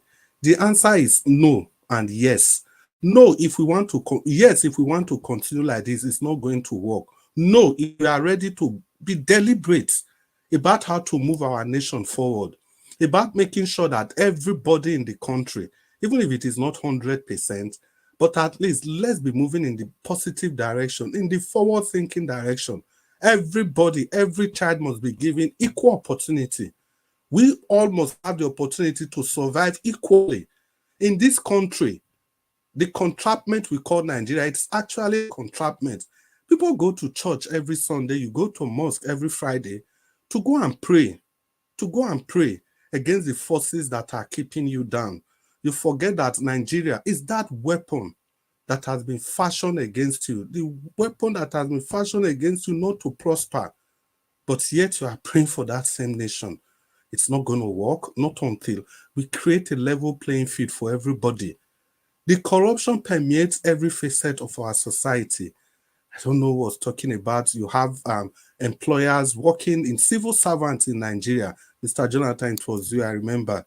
Yesterday, you have civil servants, they've not been paid 10 months salary, whereas people are still there sending their kids overseas to go and school, still doing everything they are supposed to do, and without accountability, with zero accountability. How is this going to be possible? How can the politicians steal so much when you have permanent secretaries there, you have commissioners there, you have people in the House of Assembly, but they are all in bed together? That's why this is possible. So putting a deliberate action in place to be able to create a nation, it's just much more than talking. How many people are ready to do this? Look at the last attempts to create a kind of a constitutional review where we think of going back to the regional government. But guess who stood against this? It was none other than Shimize, now you did backstage. Shimize, now you did backstage. Go ahead, Oga Chris. Okay. It was none other than Senator Ndume. This is somebody that has been in the Senate since 1999. How many years is that? 25 years he has been there. But he's refusing anything like regional government, any discussion geared towards talking about devolution of power, any discussion geared towards about regionalism. No, they want the power to remain at the center so that they can keep using this element, this article, this instrumentality of quota system to control the lot of us. Because it's only with quota system that you have a Chief Justice like Tanko that left, that was there when Buhari was there. Somebody that read Sharia law, being the Chief Justice of a nation of over 200 million people, with senior advocates littered around everywhere, you go and get somebody that's just like a native doctor to be the Chief Justice of the Federation. And look at all the ministers in place. Again, it was you, Mr. Jonathan, that said yesterday that you've not seen any performing minister. Particularly give example of Ojo, the man in Interior Affairs. In all honesty, when this administration started, that was just one of the few people that I saw that was on the right direction. But it didn't take long before I just realized that, look, this man is just one of them. I've actually sang his praises in the past. I've sung in praises in one or two groups that I belong to, because I saw everything he was doing with regards to the passport and everything. And I could see in the Republic of Ireland, you could get your passport posted to you from home, and you could apply from home. But other things, events that turned out after some time just shows that these people, they are all just together. They are in the same sinking ship. They know exactly what they are doing. Somebody is talking about Abia, Mr. Chiriz. He said, Abia, Labour Party. Well, we don't have the facts yet that to obtain a party form, it's very expensive. This is the third time, about the third time I'm hearing this now. If that is truthful, that's shameful. That ought to be shameful, because you cannot, as a party, you are a party, you want to bring change, and you still make nomination form very expensive. So where do you expect these people to get it from? The way it is done in same society, whatever the minimum wage is, two-thirds of that should be about what the nomination form should be for the minimum position, for the most the smallest position, if I'm allowed to use that word, well, in parentheses. That's, for example, the councillor. It has to be two-thirds of 70,000 naira. That should be the nomination form. Anything outside of that is hogwash. So as a nation, it's 64 years, guys, and it's still counting. Mr. Nigeria Watch has repeatedly mentioned it here. You think Tinubu, his tenure will come and go. When his tenure finishes, that will be 8 years. When Buhari was there, it was 8 years. So technically, 16 years, remove 16 years from your age. At the time Tinubu will finish, the person that was 4 years is already 20. The person that was 10, like when Tinubu finished, the person that has 4 is already 12. The one that is 10 will be 18 and ready to vote again to continue with this cycle. These people, they are not bulging. They are not ready in any ramification to move the nation forward. If they are we so daft? Do you really want to tell me that Nigeria, for example, we cannot generate electricity for ourselves? You think it is that difficult?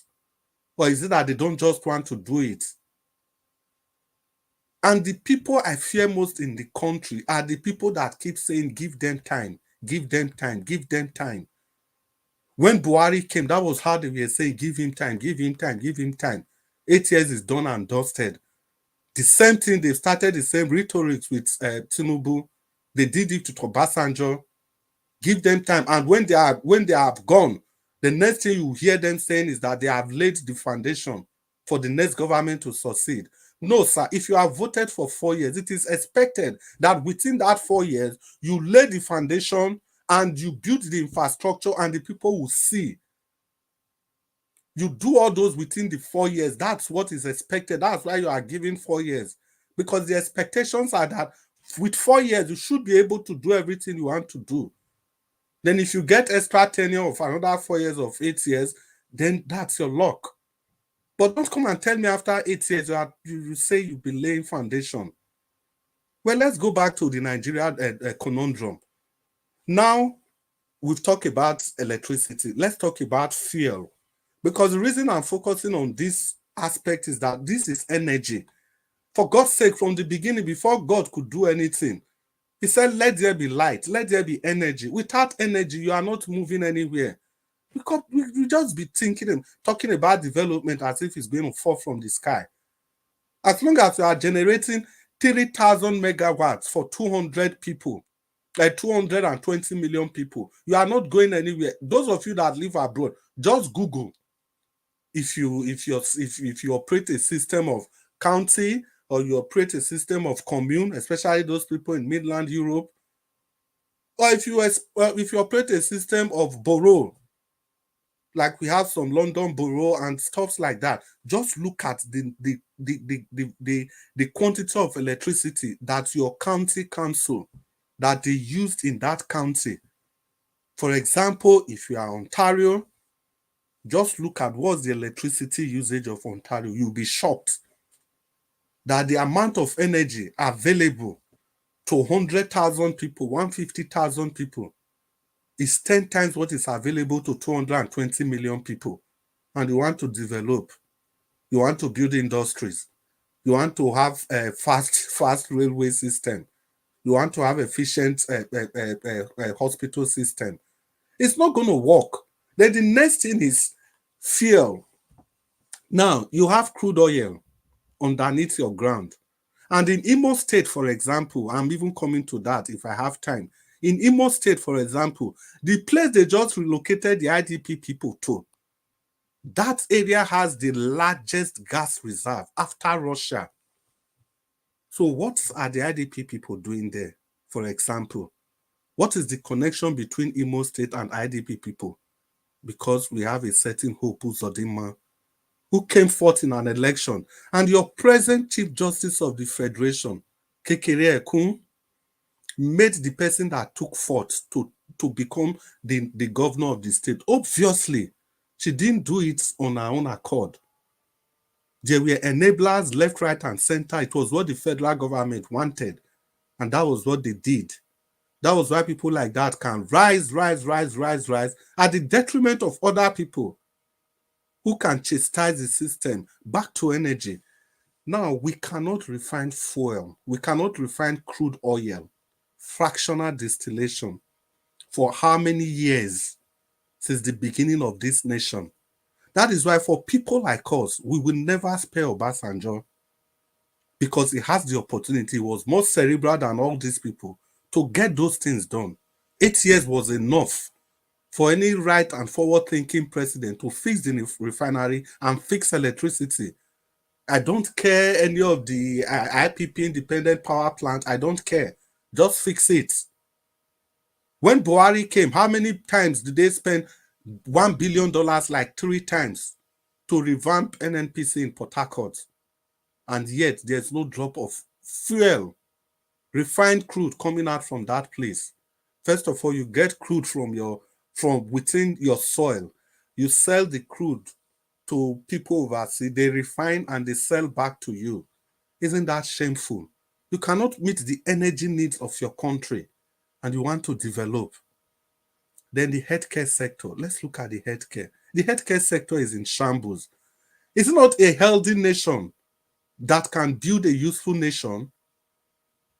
To tell you that these people, they know the difference between bad and good. How come if they are ill, they can run abroad for treatments? Presidents of nations, they are ill. Shamelessly, they run abroad for treatment. And some people, I say, it staggers my imagination that people still praise somebody like Buhari that was there for 8 years. He was being treated for an undisclosed ailment. And after that 8 years, all he needed to do as a president is to build an infrastructure that will take care of that ailment for people that cannot afford it. That is what the Western people, that is what they do. For you that always blame the West, if a president suffers that level of illness, how much will a critical care hospital that can take care of that illness, how much will it cost? They will build one in their nation so that other people will not have to suffer what they have suffered. Multi-billionaires, if they lose their loved one to cancer, to every form of disease, they will put fund in that sector to ensure that things that will take care of that disease in future, if it happens to any other person, They will put the necessary infrastructure in place to take care of those. But our system is never like that. Go to India, go to the UK, go to China, everywhere you see Nigerians, average Nigerians, civil servants, they are all there looking for the best of care. Somebody that's earning 250,000 is able to afford care worth millions and millions of naira. What about your education sector? Is it shameful what our education sector has turned to? Is this how university ought to be? When your education sector is moribund, so where are you going to churn out the necessary manpower to build your nation? Where are you going to churn out those people? Because the education sector is the building block of every nation.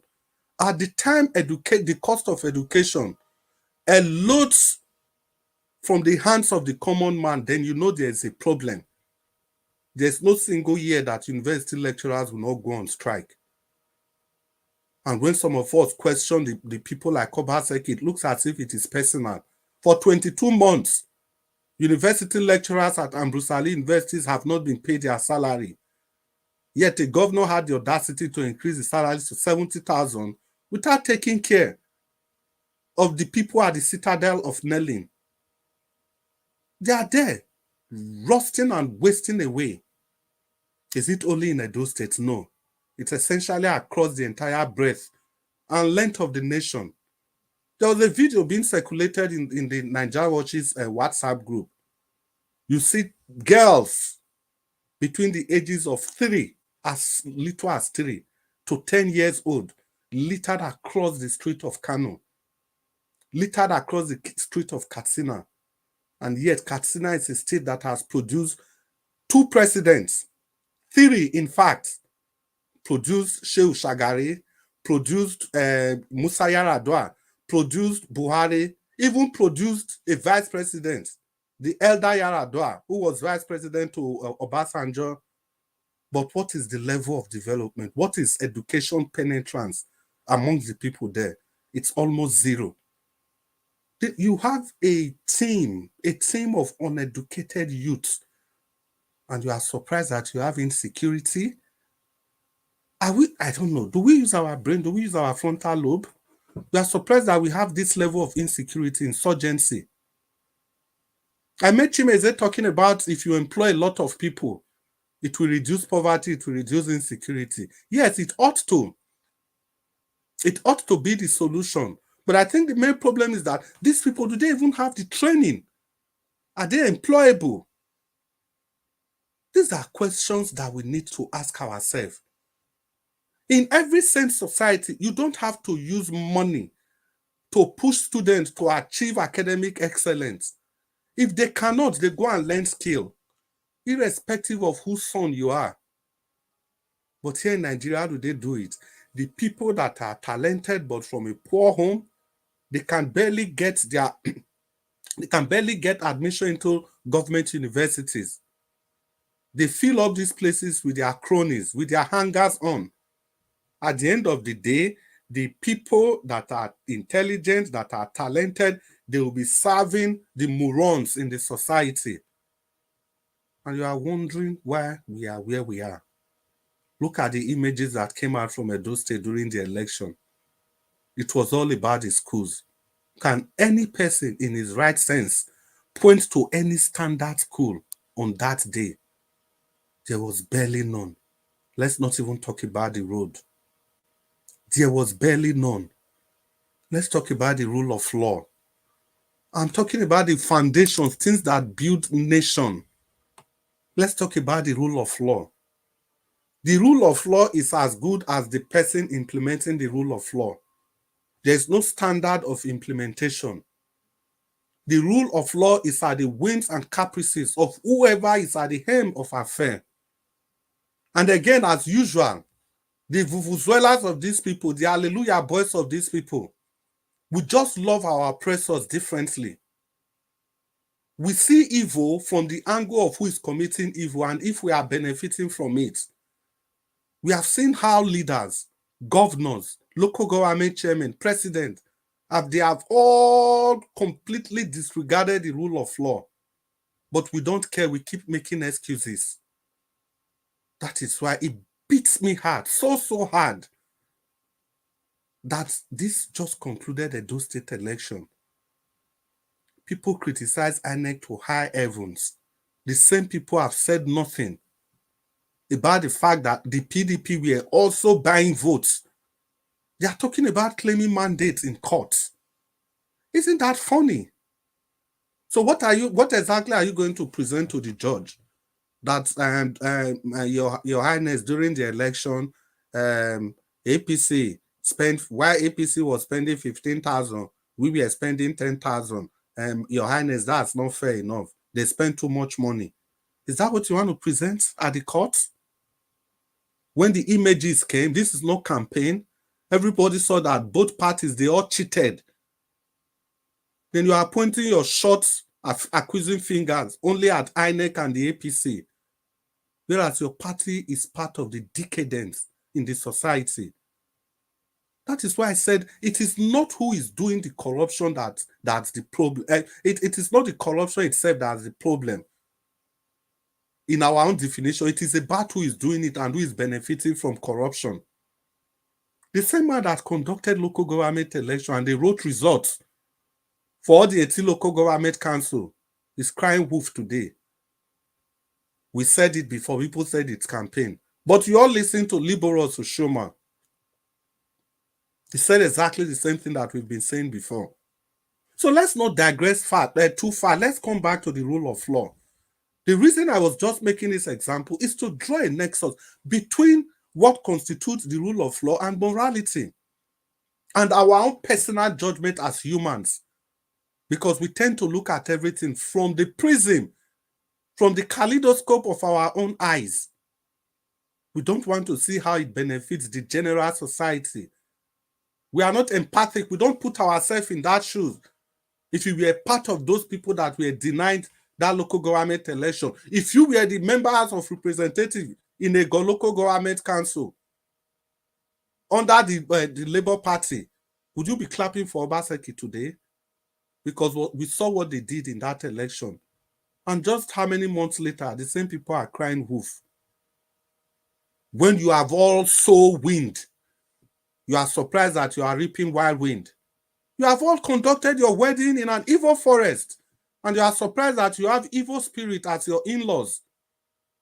We have all flaunted the rule of law. That is why we are having evil spirit as our in-laws today. It is a spirit that will keep haunting all of us. The people that clapped for the local government election in Edo State, today they are the receiving end. The evil spirit as in-laws has come to visit them, and yet they are shouting.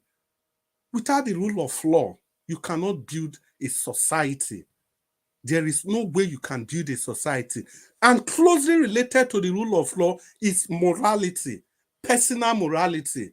Let's even assume, again, for the fourth time, I'm going to quote Mr. Jonathan, but not verbatim. Yesterday, you were talking about morality. Yes, exactly. Closely knitted to the rule of law is personal morality. Let's assume the law is not even there. But from your personal morality, you ought to know that this thing is wrong. You ought to know that it is wrong.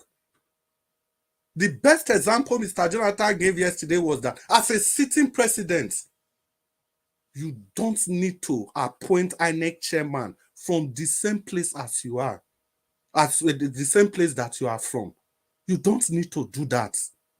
For morality's sake, even if there are no constitutional provisions for that, all you need to do is to look inward and tell yourself, is this fair? Will it be okay for everybody that hears this? Is it the right thing to do? In short, there is a four-way test by a Rotary Club. They call it the four-way test. It tests our morality. Thank you.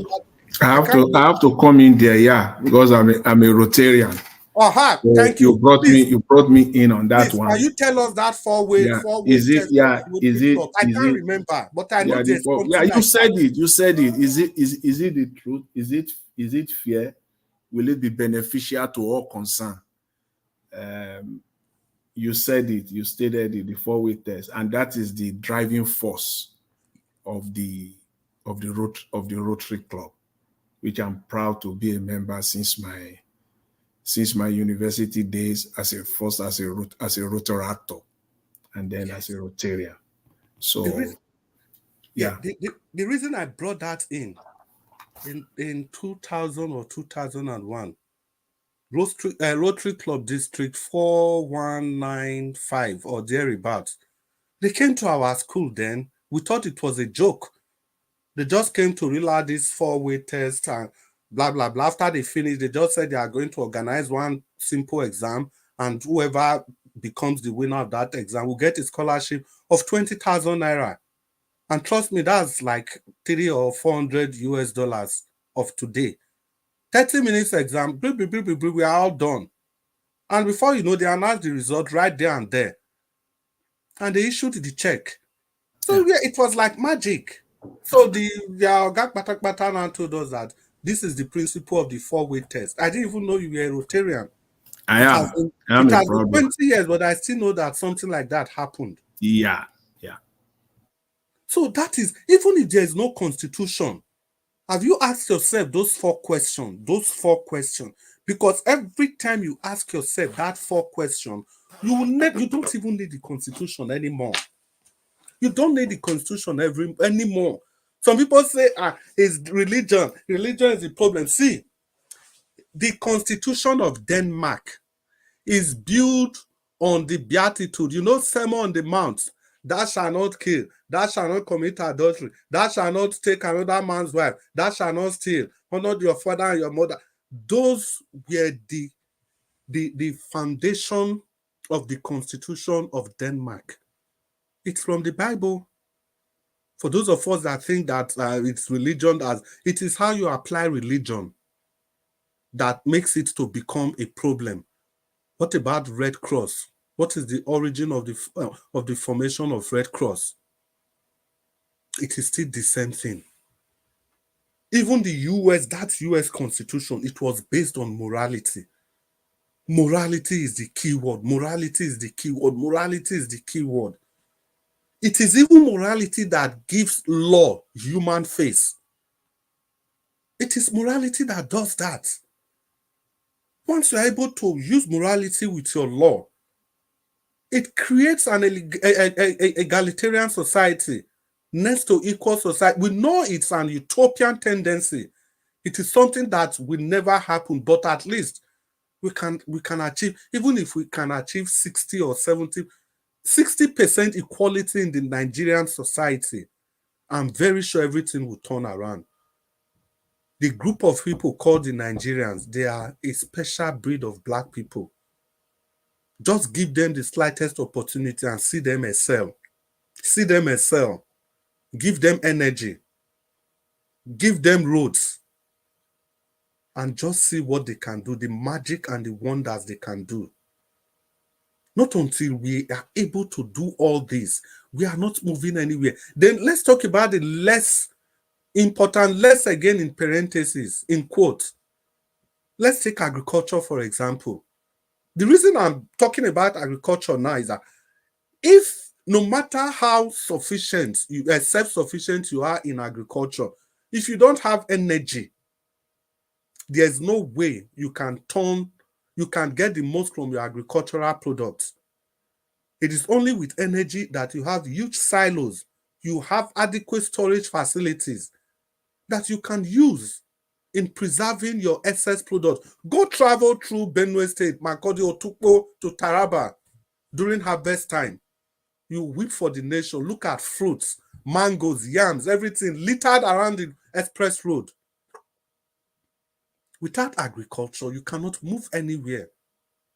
And again, still talking about agriculture, without sound education, quality education, you are not able to be involved in mechanized farming. And this mechanized farming, again, requires energy, anyhow you look at it. If it's advanced mechanical farming you are talking about, the tractors, they need diesel to power these tractors. And after that, the homes, the cow barns, the chicken barns, the fish pond, everything, they need electricity to keep all these livestock alive. Even the milk you are extracting from the cows, you need electricity to do all this. And you need that critical manpower and educated manpower that can take care of any agricultural venture that you want to go into. You need all these.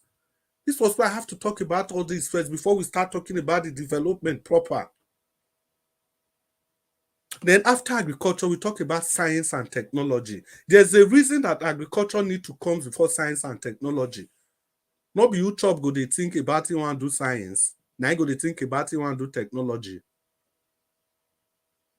Once you can feed your nation, you can feed the people to the extent that food, you've conquered the problem of food, then the people can reason properly. Of course, we all remember the common adage, an hungry man is an angry man. And there's this advert by Kit Kat, you are not you if you are hungry. And it happens to everybody. If you are hungry, you become abnormally anxious. You get angry for nothing. So it is only when you've been able to feed yourself, you start talking about science and technology. In science and technology, it has to go through every facet of the economy. With science and technology, you can use that in the banking sector. You can use it in the healthcare sector. Is it biotechnology? Is it in the industry, the pharmaceuticals? Just name it, science and technology. That is what build a nation. It is a nation that has taken care of the basic needs, food, shelter, and clothing, before you delve into real science and technology. Because when you go into science and technology, you can have people. You just pick them from their secondary school and their university days. You see them, these are raw talents. Tell them, what do you need? Don't worry, we start paying you salary from today. They start paying them salary. They do that all over the world. They start paying them salary as if they are already working. People in their 20s, just early 20s, just go into research. Use the rest of your life to research a product, a tomato product, or we that like rice so much. Research a rice product that you can cultivate in 2-3 months, that can withstand insects, can withstand disease, can last long, that is nutritious, of course. That's when you have the gene technology, every of those things, biotechnology, they all come in place. It is a cesspool of all this innovation that can bring about that quality product that will fit the nation. And the advantage is that immediately you are able to satisfy your national need. You have enough to send across all over the world. That is how nations grow. Let's take an example. Look at Ukraine. Ukraine, the nation that has been fighting war for how many years now? They were the largest supplier of wheat. Even during the war, they're still supplying wheat. And they even donated food to we. People, when they fight war, they donate food to Nigeria.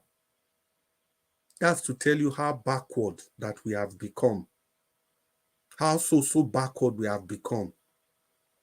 So with science, after agriculture, with science and technology, you can move your nation to unimaginable heights. It is with science and technology that you gain that respect in the Committee of Nations. When they start talking about things like G7, G21, G whatever, G string or whatever the G's, you have the new bloc. What they call themselves: Brazil, India, China, Russia, and 2 other countries like that. South Africa, and Nigeria is not even part of that. I think, and Iran. Nigeria is not part of that yet.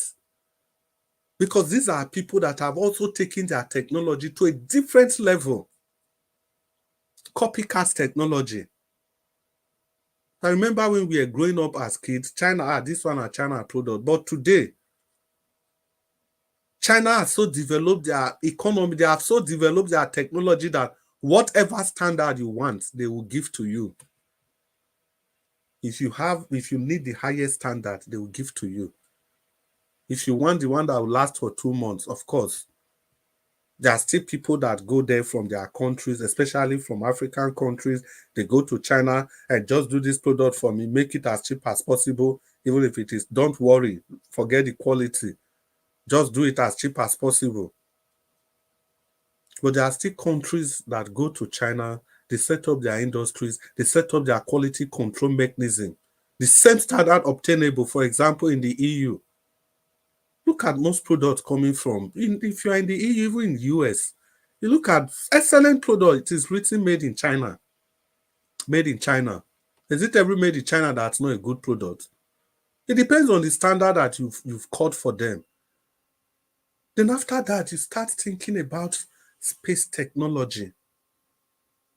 Because it is actually space technology that has led to the development of so many things that we use today. Things like laptop, because obviously they couldn't use mega laptop in space. So they have to develop a technology. Even diapers, they were all product of space technology. Because how can you be in space and you are looking for where to ease yourself and blah, blah, blah, blah, blah. That's the origin of diapers and stuff like that. Before they are able to develop automatic physics and compression and disposal method. Then if you get to that level of development, then every nation must bow. They must respect you. And trust me, it's not about the number of people in your country. It is not about, we have seen countries with 5 million people. We have seen countries with 10 million people that are doing excellently well. We have seen countries with supersized number of people. They are doing excellently well. We have seen countries with millions of people in their 50s, in their 30s. They are also doing excellently well. So we don't have any excuse at all for where we are. We don't have any excuse. The core of the problem is for we to take responsibility for every of our actions. Okay, let's round up in 2 minutes. Thank you. Okay, thank you. Space technology, I'll talk about that in my second presentation. Now, we must get this clear. Before I round up, I must talk about this. Taking responsibility. The West, I'm going to say this again. The West, the colonial master, everybody, they are after you. But not only you, they are after everybody. Every country is in competition with every country. So it's not only your country. But if you have a purposeful leader, a leader that knows what exactly is doing, a leader that has risen above ethnic, tribal, religious sentiments, a leader that is willing to put the nation ahead at all times. Trust me, all those influences from the Western world will be minimized. Well, Mr. Njawaj, I cannot just thank you enough for this long time you gave me. I wasn't expecting it. I mean, the good Lord continue to bless you. Once again, happy birthday in advance and happy 64 years celebration to the sleeping giant. Thank you, sir. Thank you. Thank you, Oga Chris. Thank you very much. The good thing about it is that all of you on the panel today had enough time to speak. Thank you. Thank you for your time. Thank you for coming in to put your submission to this particular broadcast today. My people, appreciate every one of you. We've come to the end of this broadcast. I want everybody on the panel to do 2 minutes so that we if you allow me, I could ask Mr. Chris a question. Hold on. Yeah, you have your 2 minutes. You can use that to have ask question, but that 2 minutes will be monitored. So just go ahead. You have your 2 minutes of that. Okay, my question is: Nigeria, are they happy for this 64th anniversary or independence? What are we celebrating? You want me to answer? Yes, answer me. Yeah. What we are celebrating, I already captured that in my submission. It depends on where you belong to. See, those people benefiting from the system, they will be telling the others, make una patient, it go better, make una give Tinubu time. These are the people benefiting from the system. Those that are not benefiting, They are shouting, Nigeria must be great, Nigeria must be this. If one of those people that are shouting, if they give him something, make him begin a chop now, his story go change. Because I can't believe you still see what people are saying, despite this hardship. Somebody will open his mouth to say, no, be Tinubu fault. I don't know. So it depends on the place you belong to, the divide where you are. If you did dining table, you not go talk, because if you are eating, you don't talk. But if you dey kitchen, they cook, then use something cover your mouth, you know, fit chop. So you say I'm saying you not go happy. So it depends on where you sit down. For me, what Nigeria is celebrating today is hunger and starvation, insecurity, insecurity. That's what Nigeria is celebrating. Hike of fuel, hike of essential commodities. In fact, that's what Nigeria is celebrating today. There's nothing to celebrate about. I tell you, when how many years ago, when you just go around you just, trying to go around and make yourself feel free, go anywhere you want, be happy. You see, I don't know if Nigeria going to get it right. Thank you. Thank you, sir. Thank you, Nigeria Watch. Thank you so much.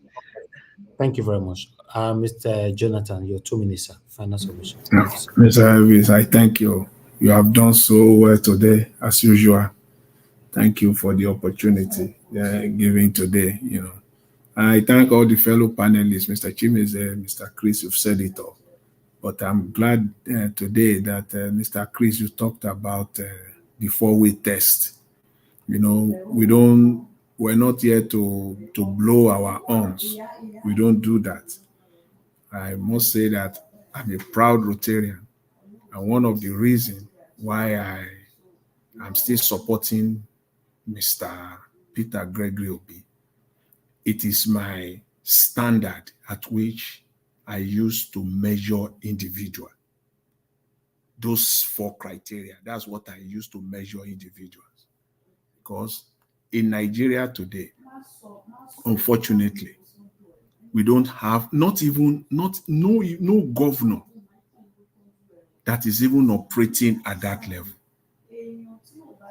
You see, the other individual that I've seen operating at that level is Mr. Elvis, and I'll give it to you. I don't blow my horns, and I don't also like to blow other people's horns as well.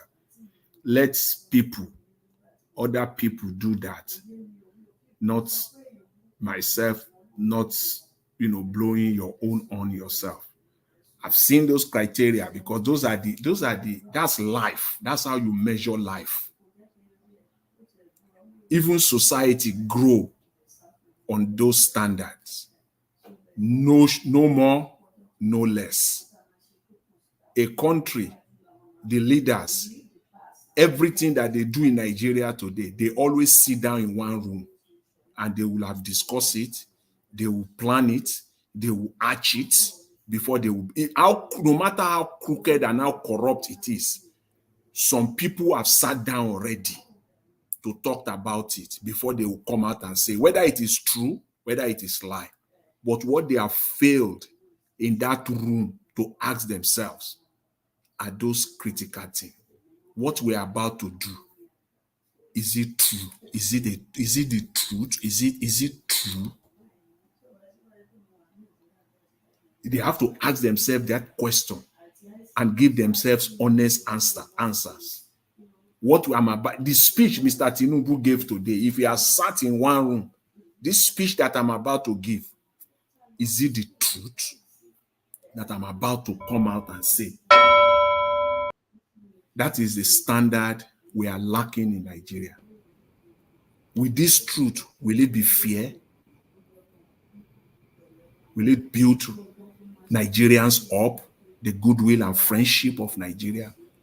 This thing I'm about to do, I'm about to say, will it be beneficial to every single Nigerian? And I continue to see that those four pillars. I call them the 4 pillars of life. I continue to still see them today in Mr. Peter Obi. And we should not be naive about it. The fact that you are holding to those pillars today does not mean, if you are not careful, you will still be holding to them tomorrow. If you have them, you must be vigilant and continue to hold to those pillars, because one is like a four legs of a table. Once one of them is removed, that table cannot hold again. And that is what we need in Nigeria, for Nigeria to move forward. We need leaders. We used to have them, I believe, in the Second Republic during Shagari period. There are some people, some politicians back there that hold on to these pillars. We don't have them anymore in Nigeria. The likes of Jakonde. Jakonde was a Rotarian. It takes a Rotarian to have someone like Jakonde. These are the people that inspires us. These are the kind of people. Jakonde was a proud Rotarian. And that is why he was able to be who he was, to be able to do those things that he did, because these are the things that guided him. He will ask these questions all the time. If you are a Rotarian, there is no how. If you miss it once, twice, you won't miss it the third time. This thing will come. It will come and haunt you. Because during that period, you will have attended your group, your meeting, and you will say these things out yourself. All right. These are the things that we need. This is what we need in Nigeria. The pillars of life. Those are the things that will keep Nigeria and bring Nigeria back. Without these things, Nigeria is going nowhere. Thank you very much, Mr. Elvis. Again, I thank you for today, and I'm wishing you a wonderful, happy birthday in advance. The God will keep you. The God will strengthen you and uphold you. Amen. God, everything that concerns you will be perfect. Amen. Amen. Thank you so much, sir. Thank you, Mr. Jonathan. Thank you very much. I appreciate it. Thank you. Amen to you, Niger Watch. Thank you. Thank you, sir. Thank you.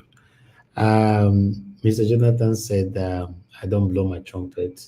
Yes, sometimes when you have good people around you who can talk about you, there's no need for that. Madarita have also mentioned this so many times. For me, I just want us to focus on what we are doing here. That's all. That's the most important thing. You know, I want to appreciate every one of you for your time with us today. Oga Chris and I remain for 2 minutes. Oga Chris, I better give us your 2 minutes, make we round up. I don't want to make 12 o'clock midday here. Thank you.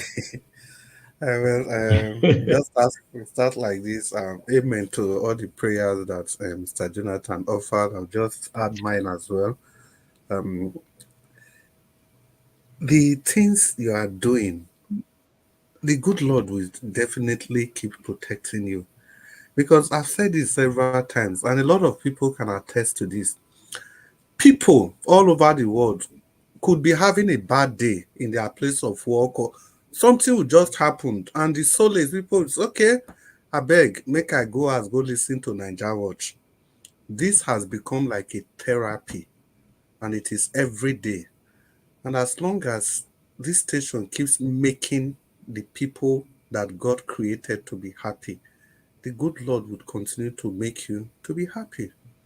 And again, I join people that insist that you must blow your trumpet once in a while, because if you don't blow them, the thing will gather dust too. You have to blow for them. With that trumpet, you collect and blow them, because it will gather dust. You earn it. Not be, it's something that you earn. If person can't blow, people can't take the other way around saying a brag. Because you not go feel, you not go even feel satisfy everybody, even God himself. You see the creation of the world. People they say, why God not just collect power from devil? No, because angels are watching. God has to demonstrate that, look, this power that mankind has lost to Satan, to get it back, we still need another pure mankind in the form of Jesus to come and make that sacrifice. Otherwise, if I just take the power from, even God himself is conscious that people are watching, angels are watching. People will always watch. As long as you are doing what you are supposed to do, my brother, you have earned it in every way. Well, like you said, people are singing it for you. And it's obvious to any person that comes here. So, and that's for that. And they're talking about Jack Conde, make I not just to digress, now 2 minutes. See, Jack Conde, Mr. Jonathan mentioned, what people don't understand. When Jack Conde was in power, there's this low-cost housing estate in Lagos. You see that housing estate, as long as you be civil servant, you can afford it. With that alone, you don't need to steal government money, say you want to go build house. Only with that alone. But unfortunately, and may I still talk this one, people, when they clap for Buhari, Jack Conde, in that same period, was the first to introduce metro line. What people they celebrate today, metro line. But Tinubu, Buhari came and cancelled that project. When Jack Conde introduced metro line, countries like Republic of Ireland, Estonia, many European countries, they never even get dreams, say they want to do that kind of thing. Jack Conde, those were the things he did. But of course, his tenure was cut short by Buhari. So that is leadership. If you have a leader at that level, the same thing like Ogbemudia, them, all of them for that Second Republic, is it Ogbemudia or Ambrosali? Is it Samu Bakwe for East? All of them, everywhere. Of course, the sage himself, Awolowo, they were all ready because it was regional. Everybody was ready to move their people forward. So we don't have that kind of leadership any longer. When Mr. Anjawaj, make you not ring bell for my head the second time. We want to thank you for yesterday.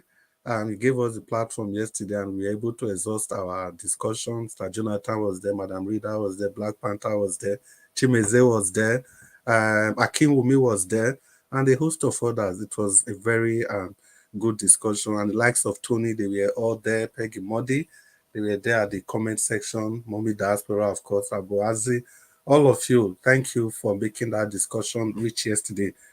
Mr. Anjawaj, there's always more days to talk. Thank you so much and happy birthday in advance. May the good Lord continue to bless you. Amen. Good evening, Nigerians. Thank you very much, Oga Chris. Now God bless you, sir. I appreciate you. You did a marvelous, wonderful job yesterday alongside with everyone that was on the panel. I want you guys to know that whenever we need, or rather whenever you guys need extension, you know, as long as you can manage yourselves, I think that will be fine. I don't have any issue with that. I will remove my mind from what today here. And I also want to use the opportunity to say, try not to allow calls or your network to log you out, because sometimes you might just remain in the backstage forever. My brother, Akinwumi. Akinwumi, yes, yesterday. Yeah. Yeah, he happened to run. Yeah, he was actually on the backstage for so long. Yeah. I saw his missed call and messages this morning. Me though, I don't sleep that time. You see, so whenever you have, I remember adding him to the panel. I don't know whether he commented. Yeah, after he finished talking, his network, and sadly, he was making a point. We paused him that he will come back, he will finish his point, but unfortunately, yeah, it was sad. So I want everybody to know that if you want to join the late night discussion anytime prospectively, please make sure you are joining with a phone that nobody can call. If not, Miss Davis, Miss Davis, you know, sorry, you know, is there is no more fight because all the whole discussion will be flowing because of no politics, no my candidate, my this. So that's what I know. There's no exchange wars. That's the beauty of it now. You know, that's the beauty of it. So I just want you guys to please, because I don't want anybody to lose their spots, you know, and at the end of the day, they find me, not see me. Although, if I can, there's no way we will allow anybody to be on the backstage deliberately, because we don't have anything to gain by doing that. Yes, I want to appreciate every one of you. Now, God, I go bless you now. Thank you very much for your time. Fingers crossed, by God's grace. Tomorrow is my birthday. We're going to be coming back again tomorrow. Yeah, this is going to be a big day for me personally, because we need to be celebrating our lives. Sometimes you just need to give thanks to God for everything about you. Be grateful, because many people could not make it today. So yeah, we have every reason to be grateful. Thank you very Mr. much. Niger Watch, You said what, sir? Hello, Gashimize. Okay, your network failed. We can't hear you. the feelings of the birthday. You You said need to go what? out. I say you need to go out and feel the birthday. So people will Yes. celebrate it out there. No, I'm not going. If it's for tonight, I'm not going anywhere. I did my house. I'm not going anywhere. No, I mean tomorrow. I mean tomorrow. And yes, for now, leave me on time. No, I'll leave platform for now.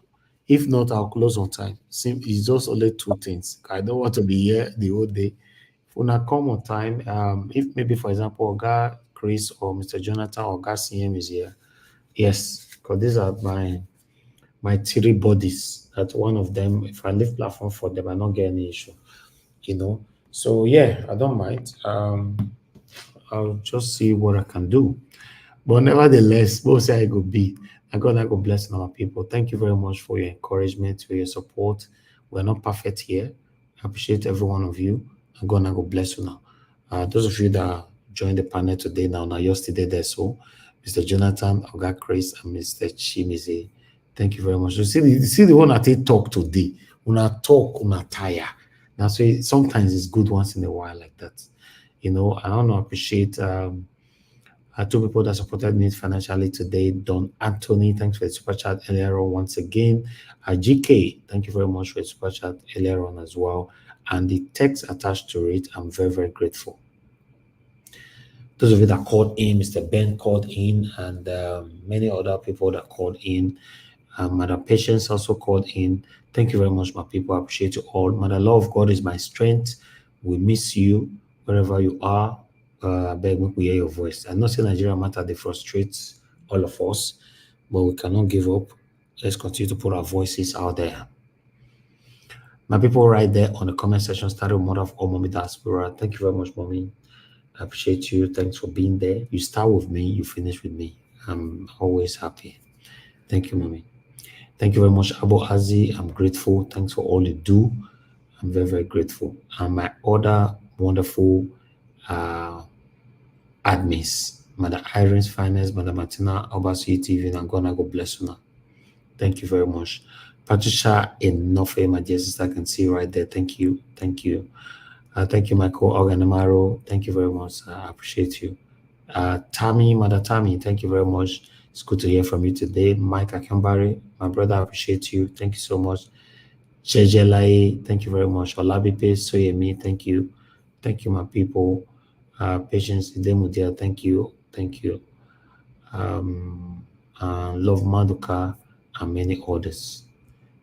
We'll come to the end of the broadcast, like I said before. I'll see you guys again, fingers crossed, by God's grace, 6 p.m. Nigerian time, so that we can talk a little bit of what I will be presenting. Then we'll talk about my birthday.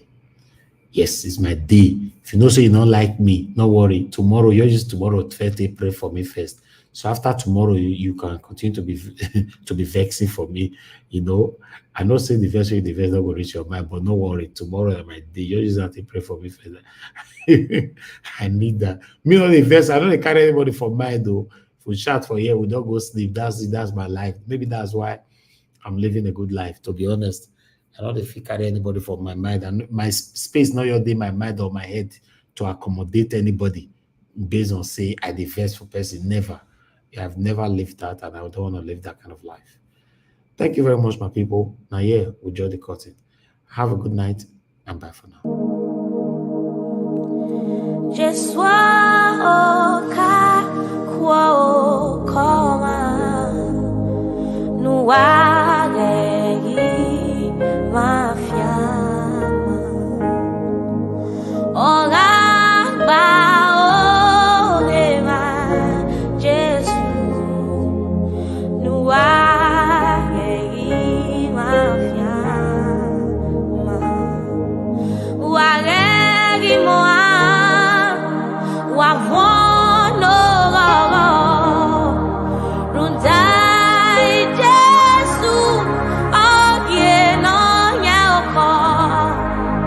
Evo